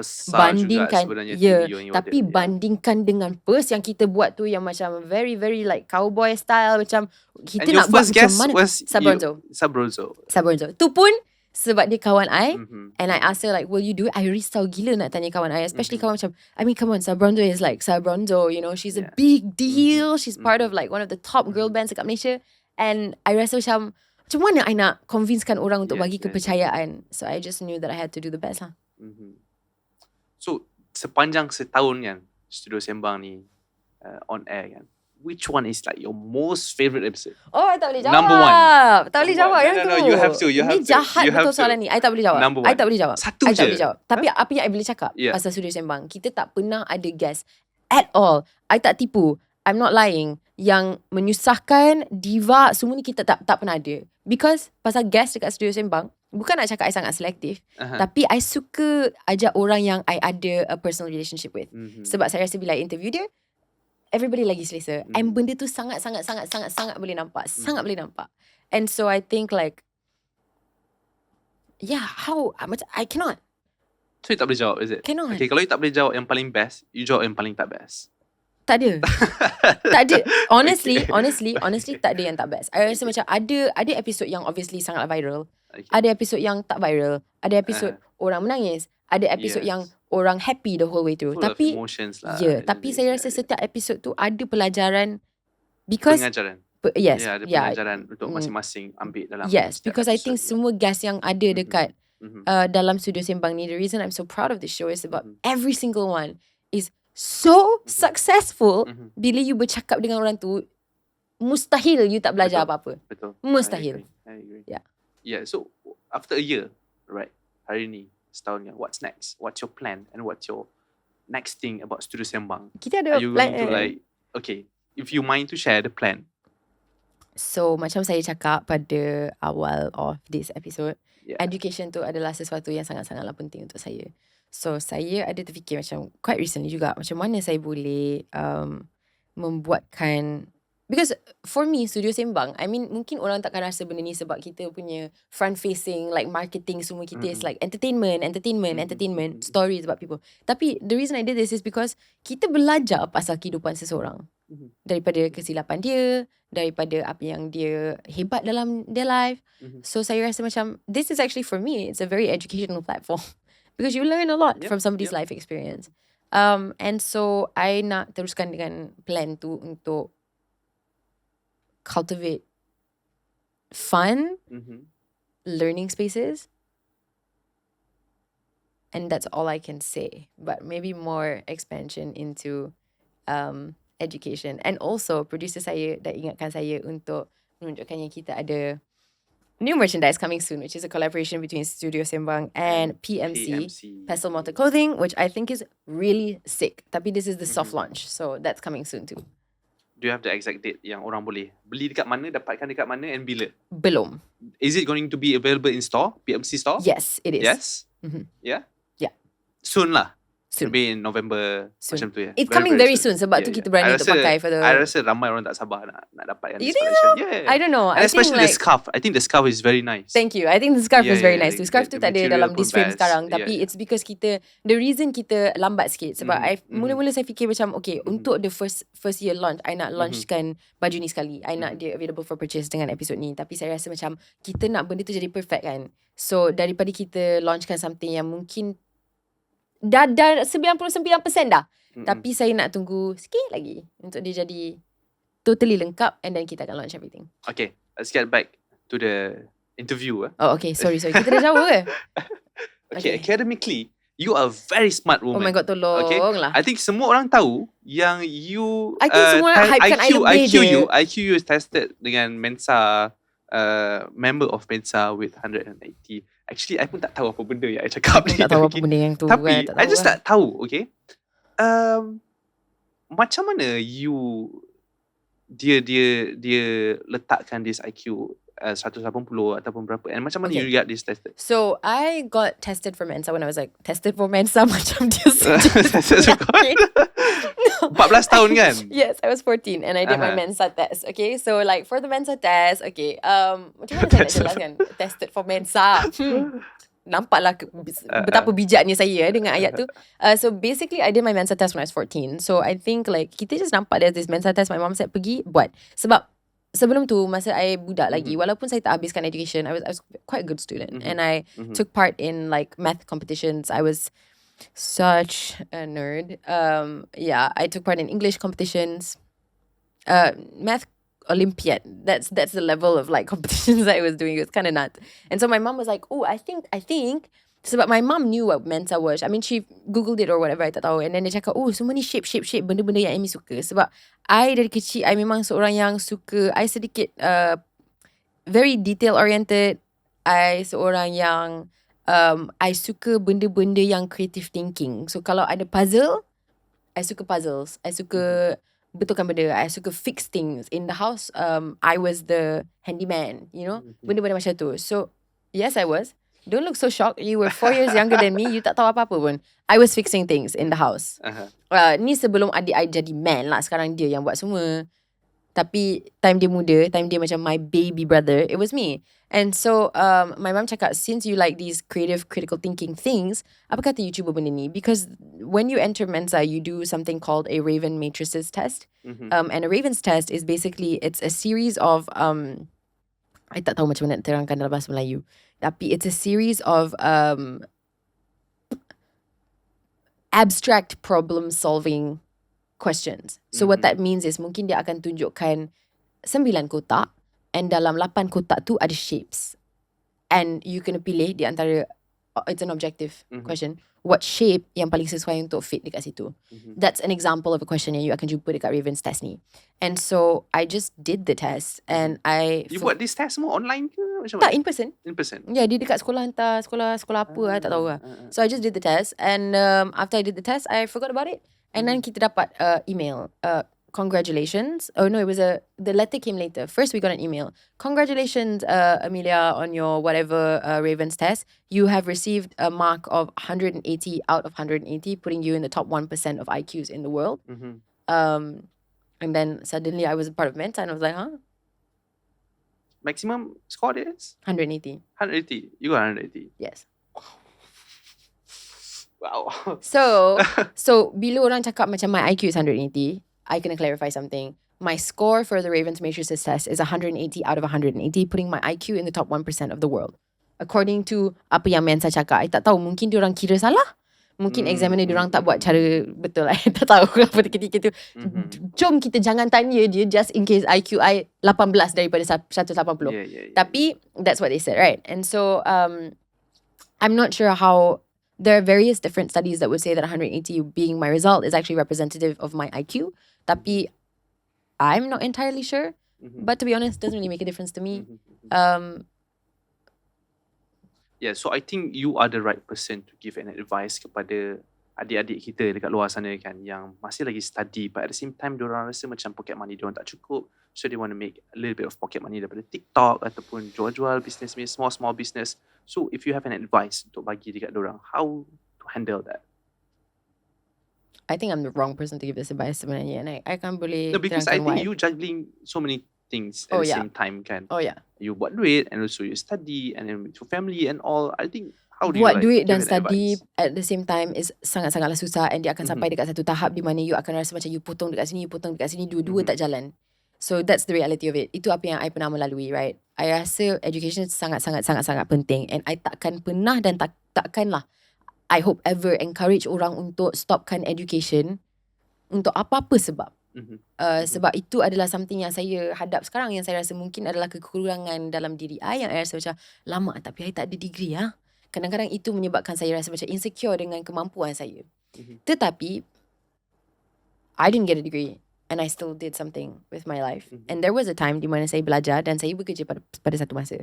Saya rasa semua benda dalam dunia ni possible, tapi you kena sangat disiplin. Dan benda ni, it's not a joke lah. It's really not a joke. Betapa penatnya, betapa banyak sacrifices yang you kena buat. Tapi the harsh truth is, kalau you nak achieve something yang luar biasa dari pandangan orang lain, you nak belajar really tinggi. And pada satu masa tu, you nak also bekerja really tinggi. You kena bersedia untuk ubah lifestyle you untuk jadi lifestyle yang luar biasa juga. You punya disiplin and the amount yang you kena korban untuk sustain kena luar biasa juga. So kalau you nak pursue benda ni, boleh. Tak ada siapa halang, tapi you takkan ada masa untuk jumpa kawan. You akan tak ada friends. Banyak benda kena sacrifice. Banyak benda you kena sacrifice dari segi lifestyle and comfort. And so kalau you tak mampu, it doesn't make you any less. But you have to be ready to do that. And that's just facts. Like I tak tahu sebab I boleh cakap dari my life experience saja. Tapi I have not seen an example of a life where you can have comfort and leisure, study and get the best grades, and run a flourishing business at the same time. Mungkin orang tu adalah orang yang really luar biasa hebat yang saya tak pernah jumpa. Tapi fokus tu adalah something sangat penting untuk jadi seorang yang berjaya. You have to have fokus kepada apa yang you tengah buat. Focus is a keyword. Ni dari pandangan saya lah. Kalau Yeah. orang tu wujud like much more hebat than me, I don't know. But ni apa yang I nampak dalam kehidupan saya sebagai seorang yang ada banyak kekurangan juga. So saya pada ketika itu yang saya buat semua tu, saya berkorban banyak. Tapi I'm okay with it and I tak complain and I tak pernah bersuara pasal benda ni. Kecuali untuk membuatkan point ni, untuk provekan apa yang I tengah cakap ni. Because I rasa macam I nak apa yang I nak, so I kejar.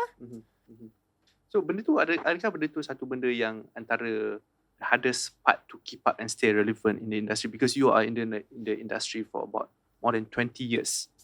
So adakah itu benda yang paling susah to keep up, to stay relevant in industry, fokus, ataupun ada benda lain? Sebenarnya kan relevance tu sometimes I think about sama ada I relevant ke tak. And sometimes I risau sebab of course I nak career I panjang lah dalam industri ni. Tapi I tak spend banyak masa fikirkan sama ada saya relevant ke tidak. Sebab saya rasa apa yang saya tengah mengejar tu bukan relevance. Kalau saya nak relevance, mungkin saya boleh keluarkan 2 ataupun 3 kontroversi setiap minggu dan saya akan jadi manusia paling relevant dekat Malaysia. Tapi saya tak kejar relevance. Saya kejar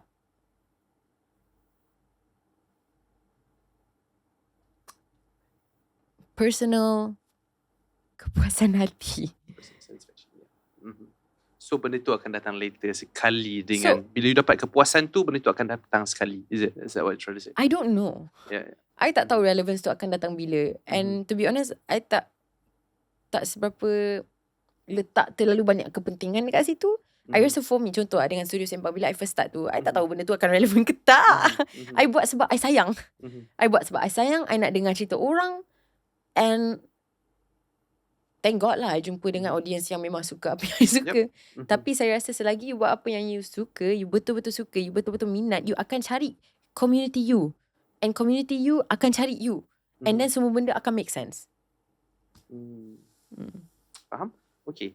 So sebagai seorang wanita kan, apakah pengalaman-pengalaman yang you rasa society should change or avoid to speak about publicly, apart from daripada kecaman, or how do you think you can make social media safer for everyone? Soalan ni daripada Shaz, by the way. Wow, Shaz ni.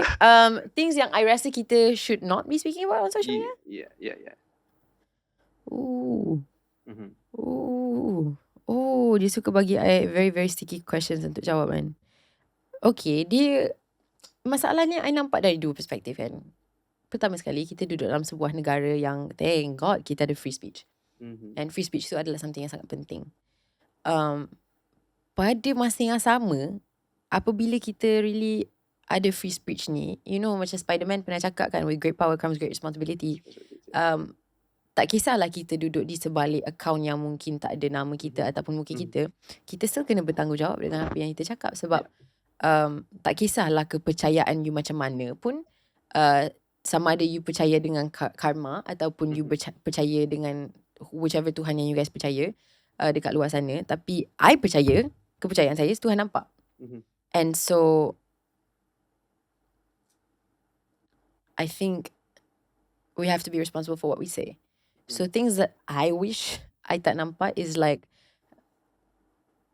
walaupun seorang tu public figure ke macam mana pun, I don't think we should be saying anything kalau it's negative kepada orang lain.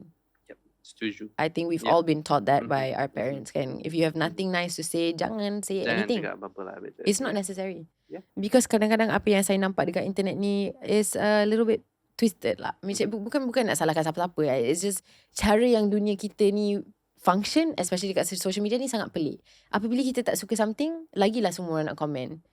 Tapi bila kita tak suka something and you komen banyak-banyak, benda tu akan jadi viral. And benda tu yang akan disebarkan. Which is not a good thing. So if you don't like it, just don't say anything. I feel like we should spend social media, macam saya cakap, I pernah cakap banyak kali, I don't know, in so many interviews, it's such a powerful marketing tool untuk mana-mana business, apa-apa yang you nak buat, sama ada TikTok, Instagram, whatever you have, YouTube. Tapi saya rasa macam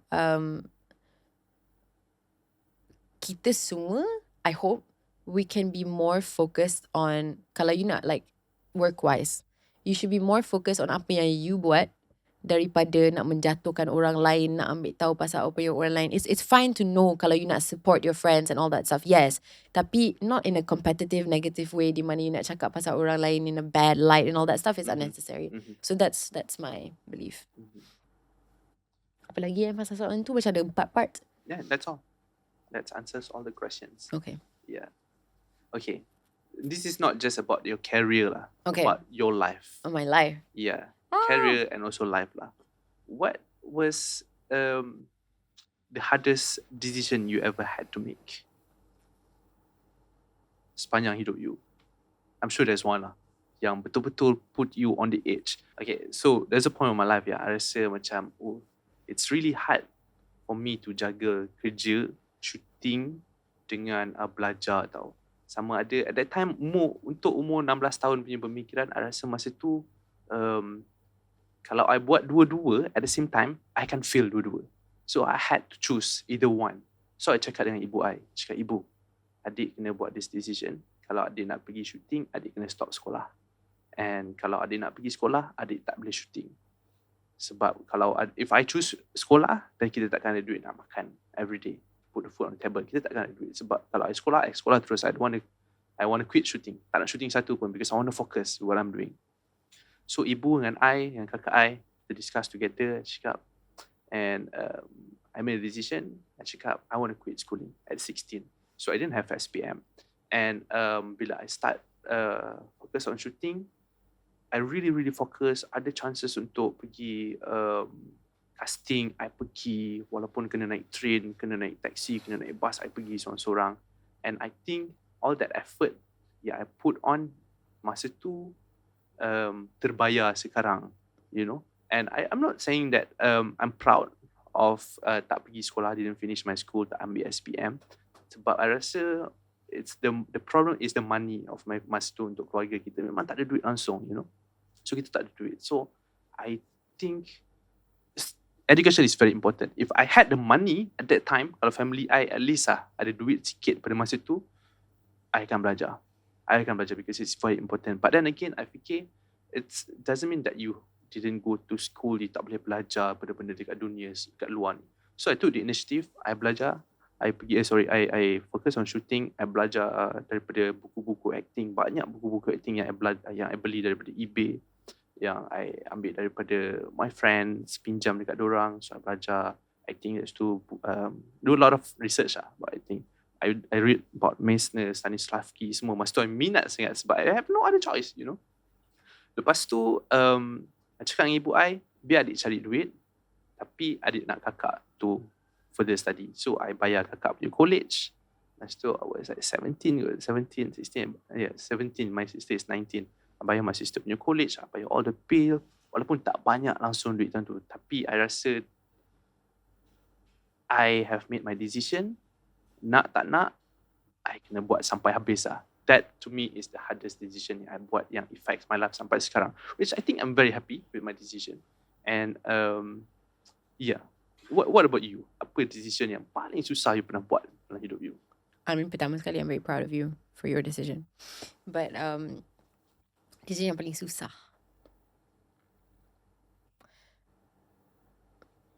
I think macam struggle I dalam kehidupan I mungkin sedikit berbeza dengan struggle you. Dari segi macam, you know, choosing between work and school, susah untuk I juga. Bukan nak cakap dia tak susah. Tapi pada masa yang sama, I was so privileged, really privileged, yang I ada pilihan tu. Pilihan I ketika itu bukan sejenis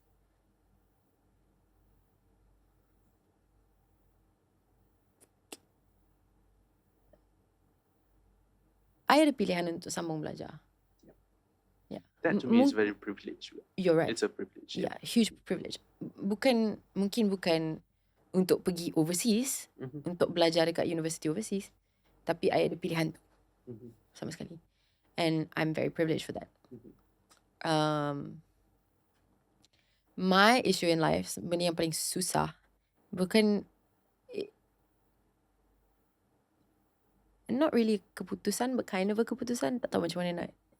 It's more of a like a mental struggle for me in my life. I'm, you know, it's not really, macam mana nak cakap my issue in life was that like dari kecil, macam saya pernah cakap, I have a very very strong mom. Super grateful for her. Dia yang banyak dia yang banyak membantu saya untuk mencipta kehidupan saya macam mana di sekarang lah, dan untuk membentuk saya sebagai seorang manusia juga. Tapi benda yang I rasa paling susah untuk I sebab saya kerja sebagai seorang penghibur dari kecil sampailah sekarang, and also because I kerja banyak, ada so many moments in my life yang I rasa macam hilang diri I siapa. And I think that was probably the hardest. It wasn't even the lack of education. It was the fact that macam there were times in my life di mana macam saya bekerja tapi saya tak tahu saya buat ni untuk apa, sebab saya tahu keluarga saya memerlukan duit juga. Maybe it's a similar struggle, tapi the way that I looked at it mungkin was more emotional. You know, I looked at it from a more emotional perspective of like, I faham I kena buat benda ni, but why? Because I need money, okay. And then like, but what do I really want? Benda-benda macam tu. And I think like one of the biggest struggles in my life, and this is like something yang I realised recently. Kalau you tanya I soalan ni macam beberapa tahun lepas, I always thought macam my biggest struggle in life was money. Kalau saya nak jujur, I thought that was my biggest struggle in life. And then I realised macam the reason I macam kurang ada perspektif kepada situation ni adalah sebabkan there was a much bigger problem yang saya tak sedar pun. And for me, it was always like insecurity. Huge issues with insecurity.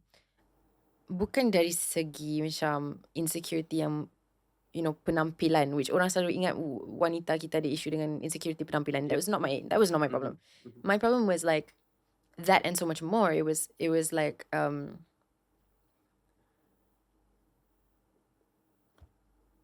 I guess from young, masa saya kecil, orang selalu cakap I comel dan saya berbakat dan saya pandai.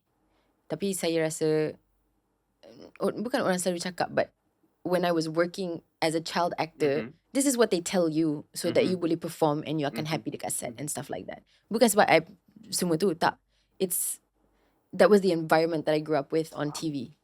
Do you understand what I mean? Sebab I tak nak orang salah faham dengan benda tu kan.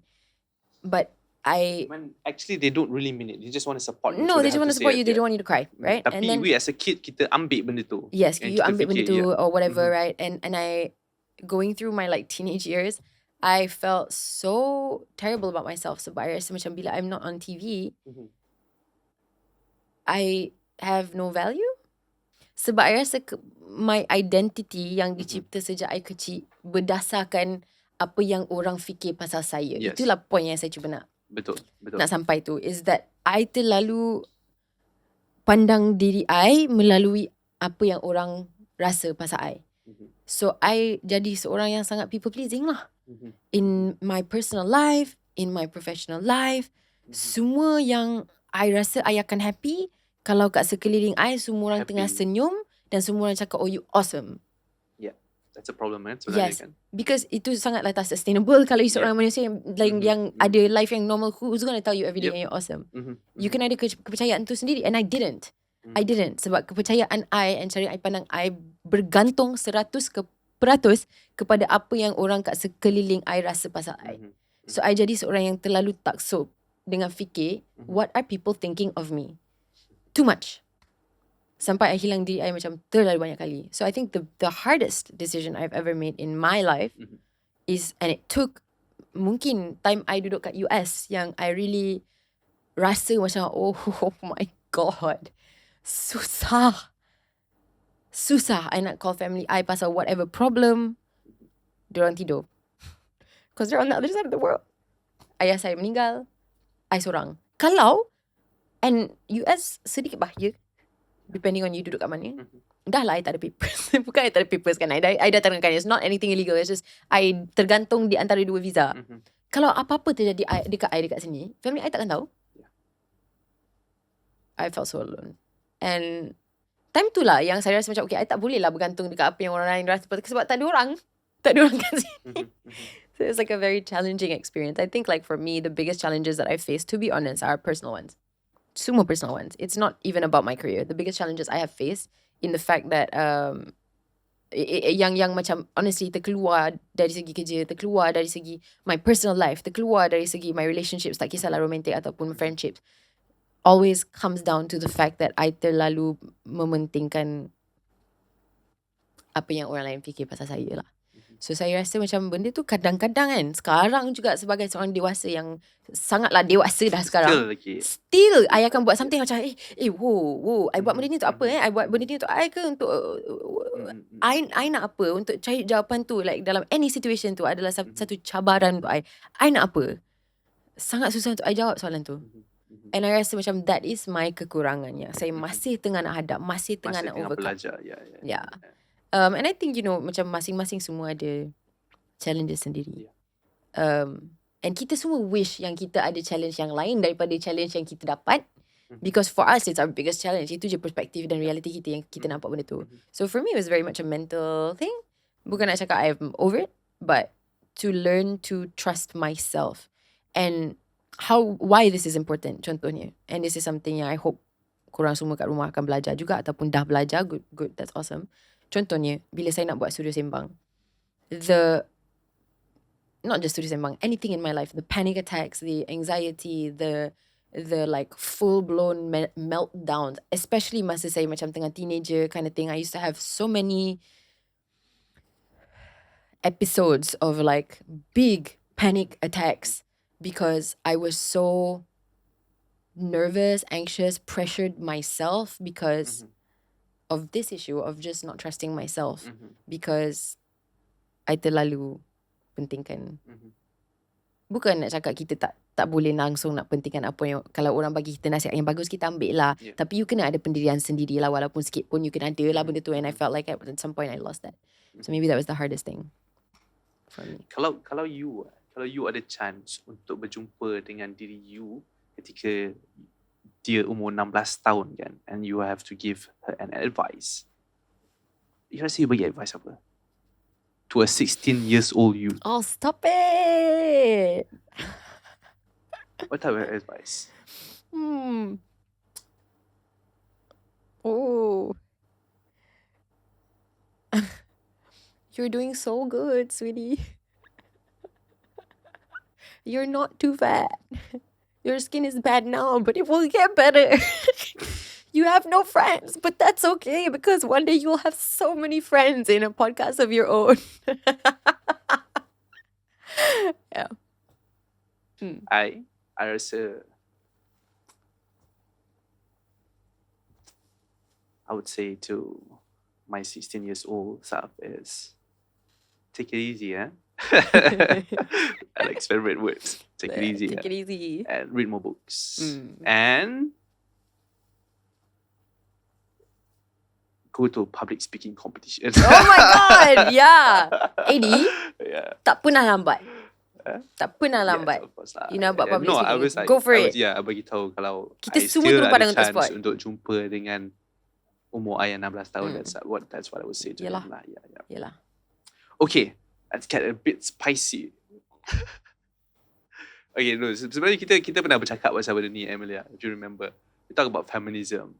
So, okay, I just nak buka topik feminism pula sampai tahun depan kita ada kat sini. I just rasa myself tak terlalu expose ataupun tak ada banyak input about what feminism is. I rasa dekat luar sana pun ramai juga yang berpendirian macam I.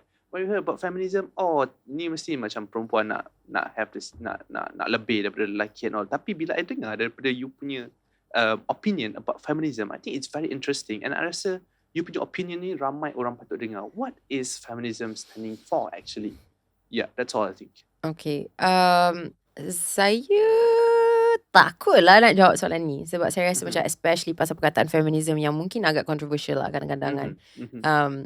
ramai sangat yang salah faham because That's why I rasa yeah. macam ramai orang perlu tahu sikit macam Yeah. mana yang you tahu Okay, about it. disclaimer dulu. Disclaimer dulu, ya. I let's go. bukan orang yang paling betul untuk bagi ceramah pasal feminism ke apa tidak. This Tapi is I my rasa personal masing-masing opinion. ada opinion Masing-masing ada hak untuk ada opinion Yes, masing-masing. That's the yes. concept of free speech, right? Mhm. But for me, what feminism means, and if you Google the definition of feminism, so it's not just me, it's also the internet.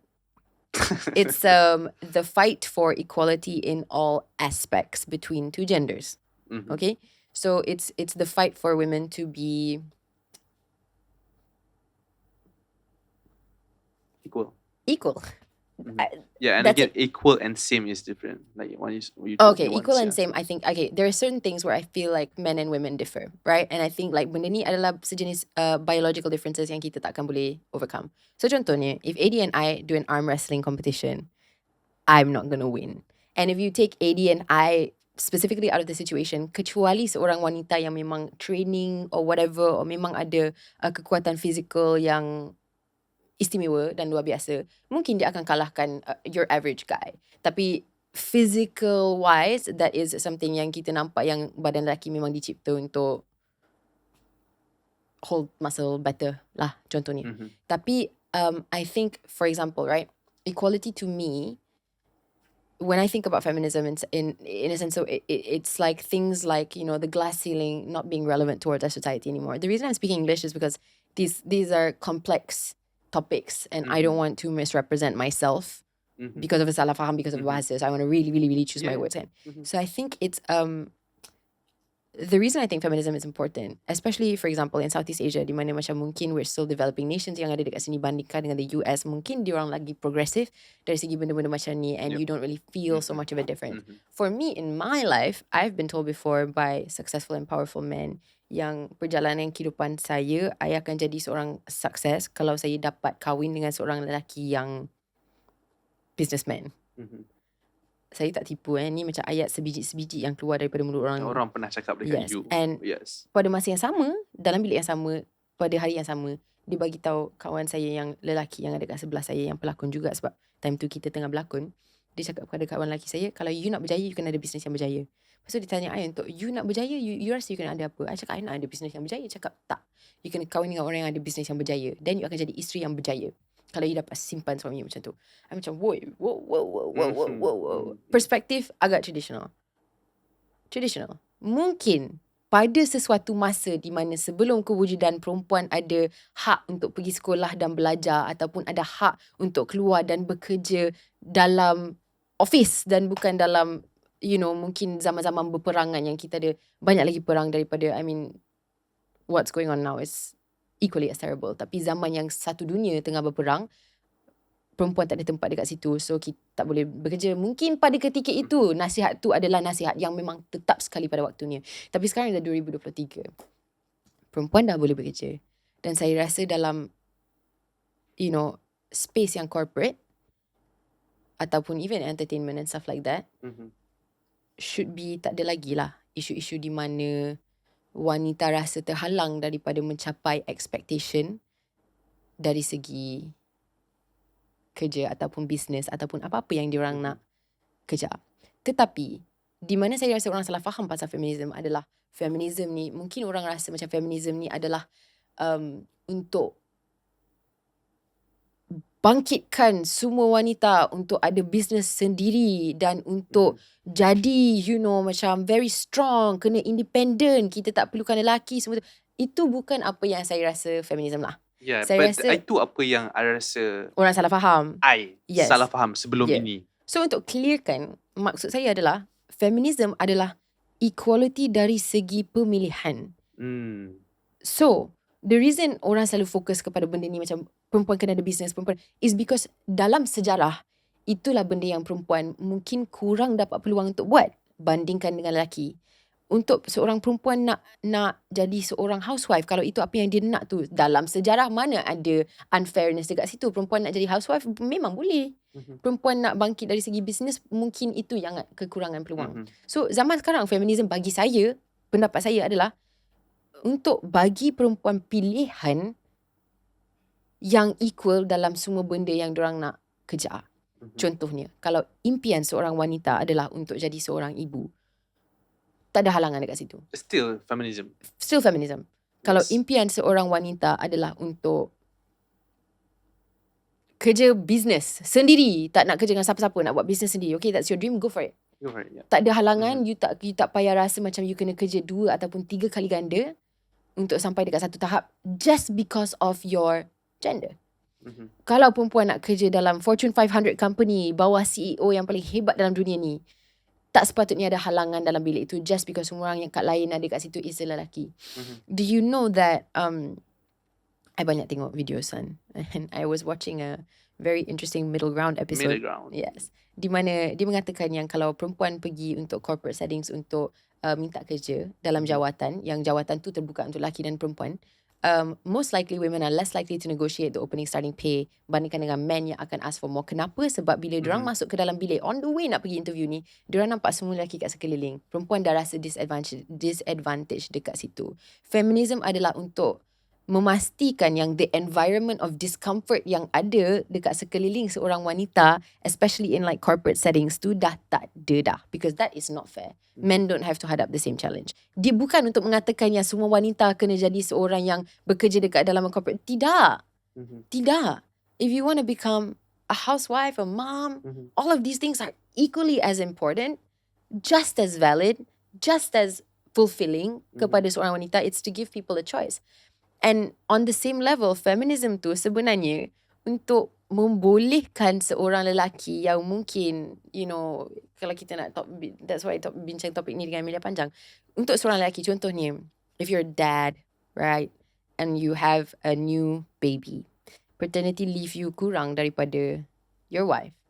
I'm not sure sebab company I, kita tak seberapa corporate, kita ikut kita punya cara sendiri. So far kita belum ada ATHQ babies lah, I don't know. But satu hari nanti, I rasa macam benda tu tak seberapa best untuk lelaki juga. Mana tahu kalau ada seorang lelaki yang memang nak spend time dengan anak dia, tapi dia tak ada option. Tak ada option tu. Kena pergi kerja dulu. Yes. Kan? So feminism ni is the fight for equality between the two genders, so that semua, tak kisahlah lelaki, perempuan, whatever you identify as, ya, you ada peluang yang sama untuk ada hidup dan opportunities yang sama. Okay, so kita terus pergi ke segmen 2. Alright guys, so akhirnya Amy berada balik dekat kursi yang Amy sepatutnya duduk, which is the host seat untuk episod ni, sebab Amy nak buat keistimewaan sikit, which is to interview some of the people yang kerja behind the scenes for Studio Sembang. Let's roll. Okay, pertama sekali, tolong kenalkan diri kepada audience kita kat rumah. So, nama saya Charles. I am the sales guy. Hello semua, nama saya Alex. Saya EP untuk Studio Sembang lah, executive producer. Hi, I'm Sunlee Khan. My name is Sunlee Khan. I'm the professional cleaner of the Studio Sembang. Hi guys, nama saya Euwyn. I am actually the project manager at ATHQ and also team Studio Sembang. Hi, my name is Tan Euwyn, and my job is audio engineering. Nama saya Ben Amir. Nama saya Sani dan saya merupakan scriptwriter for Studio Sembang. Nama saya Syuhada. Saya basically do whatever it takes lah for the company. Nama saya Jason.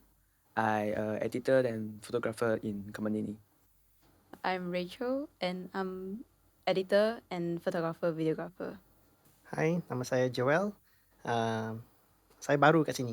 Okay, pertama sekali, pernah ke Charles rasa nervous untuk mana-mana episod? Episod ni? I think maybe this one lah. Episod ni, nervous gila. Episod mana yang melebihi 2 jam? Episod ni. For this particular episode that we are shooting, kenapa semua punya jawapan sama? Tak kot, kerana semua maybe, entah, tak. Jovin episode. Episod saya. Guest idaman untuk ada dekat Studio Sembang yang kita belum dapat interview lagi. Timothy Chalamet. Will Smith. I think maybe the Sultan of Selangor. Amy Search. David Beckham. Kendall Jenner. Obama. Benda paling susah untuk melakukan di Studio Sembang? Coordination untuk team, guest, Amelia Henderson. To keep the whole place, whole studio clean. TikTok dengan script. Tulis script untuk Amelia Henderson. First 2-3 episode kot, sebab macam nervous lah nak tahu orang boleh terima ke tak content kita. Everything is hard. Favorite joke yang kita pernah ada dekat studio Sembang? Please don't ask me joke questions. I don't remember. You are a joke. What do you call a pirate that's been cut in half? Jack Sparrow. Actually, I lupa tapi I ada favourite joke sendiri untuk you. Apa? I akan berbahasa English What do you call a slow Ferrari? Ferrari. Perjalan. Okay. Banyak episod lah, lupa. Baju apa yang malas? Tahu. Baju tidur. Sejuk. Episod ni kan? Apa topik ataupun segmen yang awak nak dengar apabila awak dengar Studio Sembang? I think Studio Sembang has covered all the topics yang I nak dengar. So, I think it's perfect the way it is. Jawapan sales. I think it's mostly to get to know the childhood side of each guest. Knowing about the artist's childhood and how they grew up and where they are right now. Rapid fire. Rapid fire. Rapid fire. Last question. What is your favourite joke? My favourite lah. Dari situ I dapat ammo untuk joke saya. Joke session. Favourite joke because it's coming to the end of the episode. How do you feel about joining the Studio Sembang team? I rasa excited sebab nak upkan level quality kat sini. Tapi Studio Sembang episod memang baik lah sebab kita punya tadi band sangat baik punya. Akhirnya, apa-apa ucapan untuk penonton Studio Sembang yang ada dekat luar sana? Thank you so much for support. Please don't stop supporting us. It actually plays a very, very important part yang untuk kita berusaha lagi untuk membawakan episod yang lebih banyak. So, terima kasih. I rasa penonton yang paling penting lah untuk Studio Sembang. And hopefully in the future episode, I can have some subtitles for me to understand. Yeah. Please share, like, subscribe so that this podcast can go international. I hope this is the end of season 1 so we can take a break. Korang jangan miss tengok episod ni. Of course lah korang tak miss kan tengok episod ni because you guys are watching this right now. But keep on supporting us lah. Okay? And let us know what you guys want to see next in Studio Sembang. Continue support Studio Sembang and hopefully kita boleh buat banyak lagi episod yang viral untuk korang semua. Sila like and subscribe. Remember to like, subscribe. Like and subscribe. Watch more BTS because BTS took a lot of effort. Tolong guys, Amelia tak suka cakap tapi I akan cakap. I have no shame. Tolong like dan subscribe ya. I dah tahu dah. Ada banyak ni korang ni sekarang yang tengok je. Dah tengok berbelas episod Studio Sembang dan tak subscribe. Tolonglah guys, subscribe. Percuma. Ambil berapa saat? Satu je. Tekan. Tolong. I like bouldering. Right, get him off the show. Let's go. Next! Tengok professional ni. I takut next year I tak ada kerja dah sebab dia buat best gila episode Studio Sembang So ni. ini adalah soalan-soalan yang daripada people that you know, surrounding you. Tapi kita twist sikit, I akan bagi tahu you, I akan tanya you satu soalan, tapi you kena guess dulu soalan ni daripada siapa. Oh my god. Okay. Dan juga you kena jawab dari Konsep soalan. apa ni? Okay. Alright. Are you ready? Oh no, I'm not, but tak apa. Okay. So, soalan pertama. What do you love most about life? Daripada siapa? Dan jawab. Maybe you like shorten it, the answer. Ni datang dari siapa? What do you love most about? It sounds like a Halida question. That. What do you love most about Salah. life? Okay, kita anyone in the office. Anyone in the office. Ivan. Salah. It's from Rachel. Go ahead. Oh, I knew it was gonna be Rachel. Oh, I was so close to saying Rachel. What do I love most about life? Yeah. Options You to have get to agency. I get to choose my life. I get to build my life how I want. And I think not easy to get to a place yang you ada options. Sebenarnya kebanyakan orang macam ada options at every stage of their life. Tapi untuk ada like that feeling of control over your job because you love it and you get to susah. Okay, soalan kedua. Oh my god, dia dah okay. This is serious business. Tengok cara dia dulu. Soalan kedua. If you had any superpower for a day, what would it be? Telekinesis. And what hilarious thing would you do with it? Oh, okay. Sorry. So I tak which question Shazni. daripada siapa? Salah. I'm so bad at this. Salah. One more guess. Alex. Yes. Anyway, telekinesis. Telekinesis. What was the rest of the question? I answered too early. What would it be and what hilarious thing would you do with it? Telekinesis. You akan buat dengan apa? Oh, so telekinesis tahu tak kenapa? Telekinesis is yes, correct. Sorry, I got confused with telepathy for a second. So telekinesis adalah kuasa yang you boleh move things tanpa you nak kena bergerak. You can just like Professor Xavier, right? Okay. So the reason this is my answer is sebab saya malas. Saya tak nak pergi ambil barang. So I takkan buat apa-apa yang nonsense pun. I akan duduk kat sini. I nak script I. Laptop I tengah terbang lah tu. I control dekat otak I. I nak balik rumah. I terbangkan diri I untuk balik rumah. Macam, best. Yeah. Okay, true. Next questions. Okay. What is one of your blessing in disguise? Harida. Salah. You. Salah. Blessing in disguise Syuhada. Salah. That. Salah. It's from Shaz. Korang sangatlah tak typical dengan korang. This is not my fault. It's korang punya soalan punya fault. Okay. Apa? What is your blessing in disguise? My team.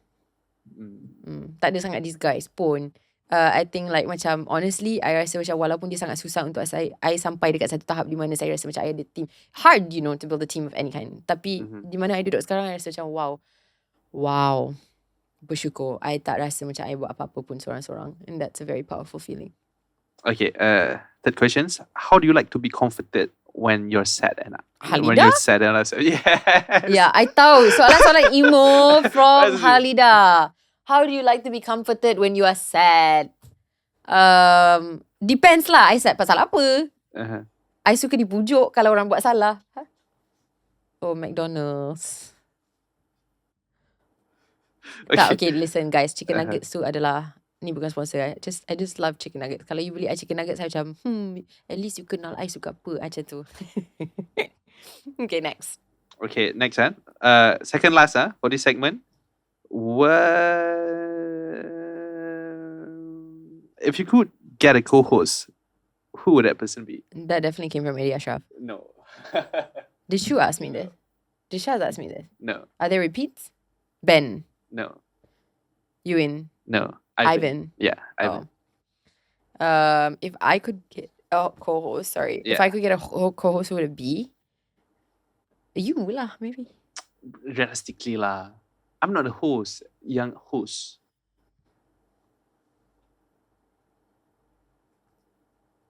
Shaz. The scriptwriter of Studio Sembang. It would be quite lit. Yeah. Shaz. Stand by Dia next sangat Stand by bijak. next season Sangat bijak. Yeah. Setiap satu joke, setiap satu punchline, semua datang dari dia. She would be an amazing host. Okay, so last questions from this segment. Dia or Keanu Azman? Or Nita Manis? Or Sadi Ang? Okay. Ada terlalu banyak jawapan hari ni. Last questions. Alright, for this segment. Are we done with season 1? Can we take a season break? Euwyn. No. Everybody. Shaz also? No. Benedict. Benedict. So, Siapa cakap itu musim 1? Itu tahun 1. So tak ada break lah everything. Mana break? Tak ada Dia season baru break, balik dari South Africa. Dia berani nak minta break dekat kita. Woo! Baru-baru bercuti tau. Alright, so we go to the third segment, which is Rapid fire questions. Yeah, ready. Okay. Okay, so rapid fire ni you know how it works, Macam mana? Don't know lah. I never done this before. Of course, yeah. Okay, so are you ready? Okay. Favorite type of book to read? Fiction. What instruments you can and love to play? Piano. Drums. Piano and drums. Kalau you kena pilih satu je bidang dalam career you sepanjang hayat, which would you choose? Hosting. Hosting. Studio Sembang. Okay. Or Gempak Most Wanted. Hosting. Alright, rate type of job yang paling you suka daripada kurang sikit daripada kurang ke the best. Job yang I paling suka? Yeah, so rate it lah from hosting, MC, acting, modelling. Daripada yang tak best ke best. Hosting or MC, acting, modelling. Kurang That's right. tu hosting, MC, acting, modelling. Hosting, MC sama Hosting tak and MC is different. Sama lah. Hosting, Yeah, acting, modelling. acting, modelling. And singing tambah satu lagi. Oh tak. No, this three. Singing always number 1. Tapi in the shower nobody else gets to hear lah. Tapi kalau realistic singing last, then modelling, then acting, then hosting. Daripada kurang sampai ke tidak kurang. Okay. Favorite movie drama of all time? Artificial intelligence. Drama? The morning show. Okay. Oh, you mean like a series? Series, yeah. Cakap lah. Series. Favorite series? I suka Game of series Thrones. bodoh. Love Island. Love Island. Love is Okay. Blind. The Ultimatum. Okay, next. Suka berlakon watak baik ke jahat? I tak pernah berlakon watak jahat. Nah lah. Mana dia? Ada lah. Kisah cinta kita. Kisah cinta kita mana dia jahat? Yang lagi satu tu kan jahat. Dia bukan jahat. Dia misunderstood. Yeah, okay. Okay, next questions. If you could turn back time, what would you do differently? Nothing. If you dapat peluang untuk keluarkan lagu tu pasal apa? Bukan pasal adik I lah. Sebab dia kat belakang. Your brother. Lagu tu pasal apa Lagu tu pasal, I don't know, studio Sembang. Happiness, I don't know, like confidence, like owning yourself, macam tu. Okay. Yeah. So last segment. Oh my god, cepatnya. Apa last rapid fire segment bukan last Tak lah. Ni favorite jokes. Tu bukan segment, tu soalan lah, friend. My favorite joke. So do you have any favorite I jokes? do, You of wanna course. give it to Are you me? kidding? Make sure it's fresh Are you Sebenarnya tak pernah fresh? dengar You tak pernah sebelum dengar ni. yang ni. Yeah. Kalau ibu you sakit, you panggil dia apa? Ibu I sakit. I panggil Kalau ibu dia siapa-siapa, apa? kalau ibu siapa-siapa sakit, tak nak lah I ambil panggil ibu. apa? Kesian ibu. I panggil apa? You panggil apa? I panggil ambulance. No. I panggil ambulance lah. You panggil dia apa? I panggil ibu I tu apa? Ya. Ibu yang sakit. Apa? Ibu. The mom. Okay. My turn. Kacang apa yang paling penat? Apa lawan lah? I lah Go, pula. go. I bagi you pula. Okay, kalau I bela unta, I ada satu nama untuk dia. Nama dia apa? I bela unta. Salah. Unta. Kalau I bela unta, I akan bagikan satu nama dekat dia. Nama dia apa?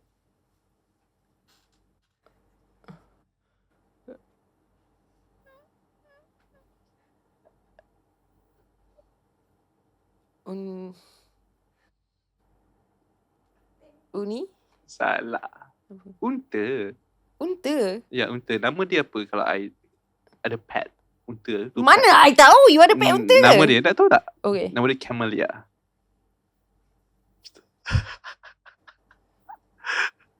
Good one. Okay. Next. What do sprinters eat before they race? Sprinters. What do they eat before they race? I don't know. Nothing. They fast. I have one more about okay. What food yang paling banyak workout? Vegetables. Kenapa? Food. Vegetable. Kenapa? Huh? Sebab dia sayur-sayuran. Paling banyak workout. Okay, sama. Okay, next one. Sayur apa yang sweet? Sayur apa yang sweet? I don't know. Together with you. Okay. You have to say together with you. Bukan I dia cakap cakap- together with you. I'm like I said together with you. Laju-laju. terlalu laju. I Okay. tengah sayur-sayur running ni. I tak macam. Okay. Next one. Nasi apa yang nasi apa yang paling indah? Nasi apa yang paling indah? Paling cantik. Try. Nasi indah. I don't know. Salah. Nasi apa yang paling indah? Paling cantik. Paling best. paling Biryani. indah. Salah. Goreng. When I see your face. Syaz, macam mana you boleh lepaskan semua ni dalam show aku? Okay, sambung. Okay. Last one. What did triangle say to a circle? The triangle say to a circle.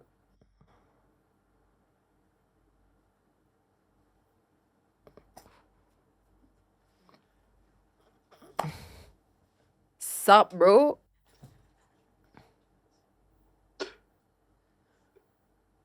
Are you the ballies? No. You're pointless. Oh, yeah, true. Do you have any? Yeah. What? Why do you like me?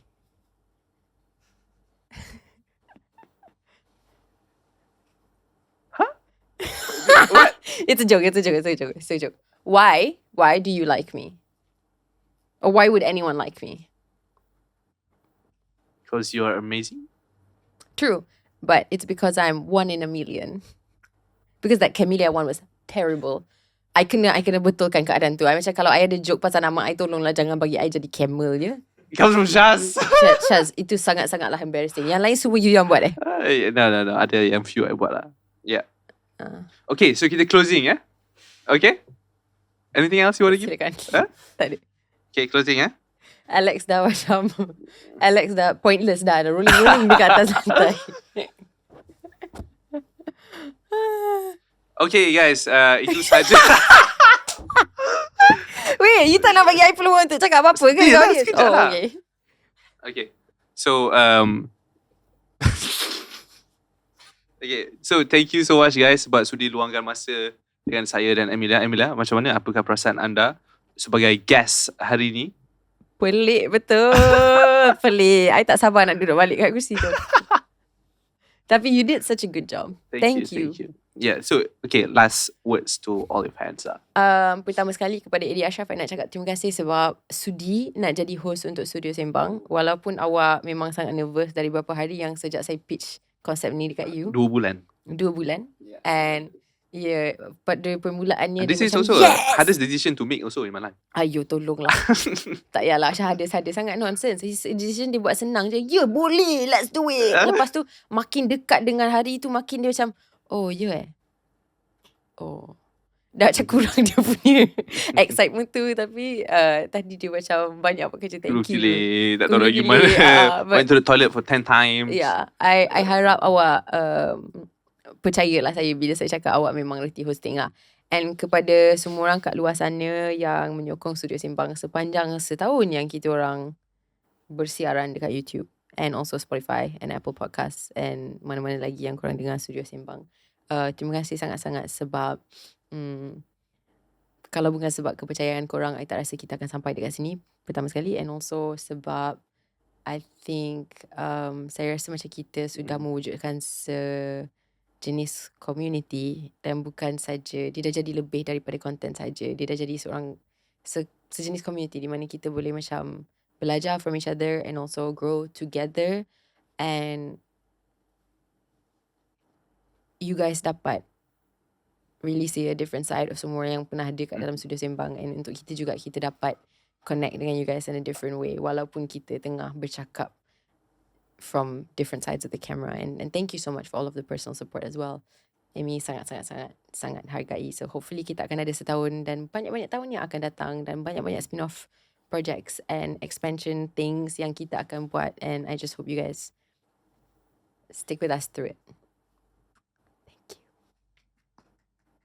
The outro. I buat outro? Yeah, I buat I buat.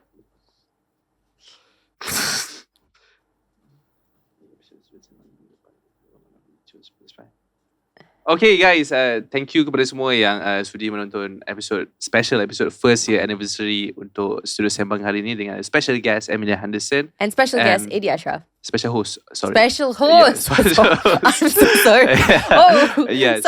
Special host. Saya harap korang dapat ambil sedikit sebanyak message dan juga apa-apa yang kita boleh bagi dekat korang sepanjang episod ini and sepanjang setahun Studio Sembang bersiar di YouTube dan juga and also the podcast. And kita jumpa lagi di masa dan hari akan datang next week 10 malam di hari Khamis 10 malam. Tak pernah include semua info tu dekat outro kita. Just cakap see you guys next week on. Yeah. Itu je. Same time, same place. One more time. Okay. And thank you guys supaya kita Thank you guys. Kita jumpa lagi next week 10 malam di YouTube, Spotify and Apple Podcasts. Thank you. Bye-bye. Bye. Siapa yang paling susah untuk bekerja dalam company Studio Sembang? Amelia Henderson. Amelia Henderson. Apa, sorry?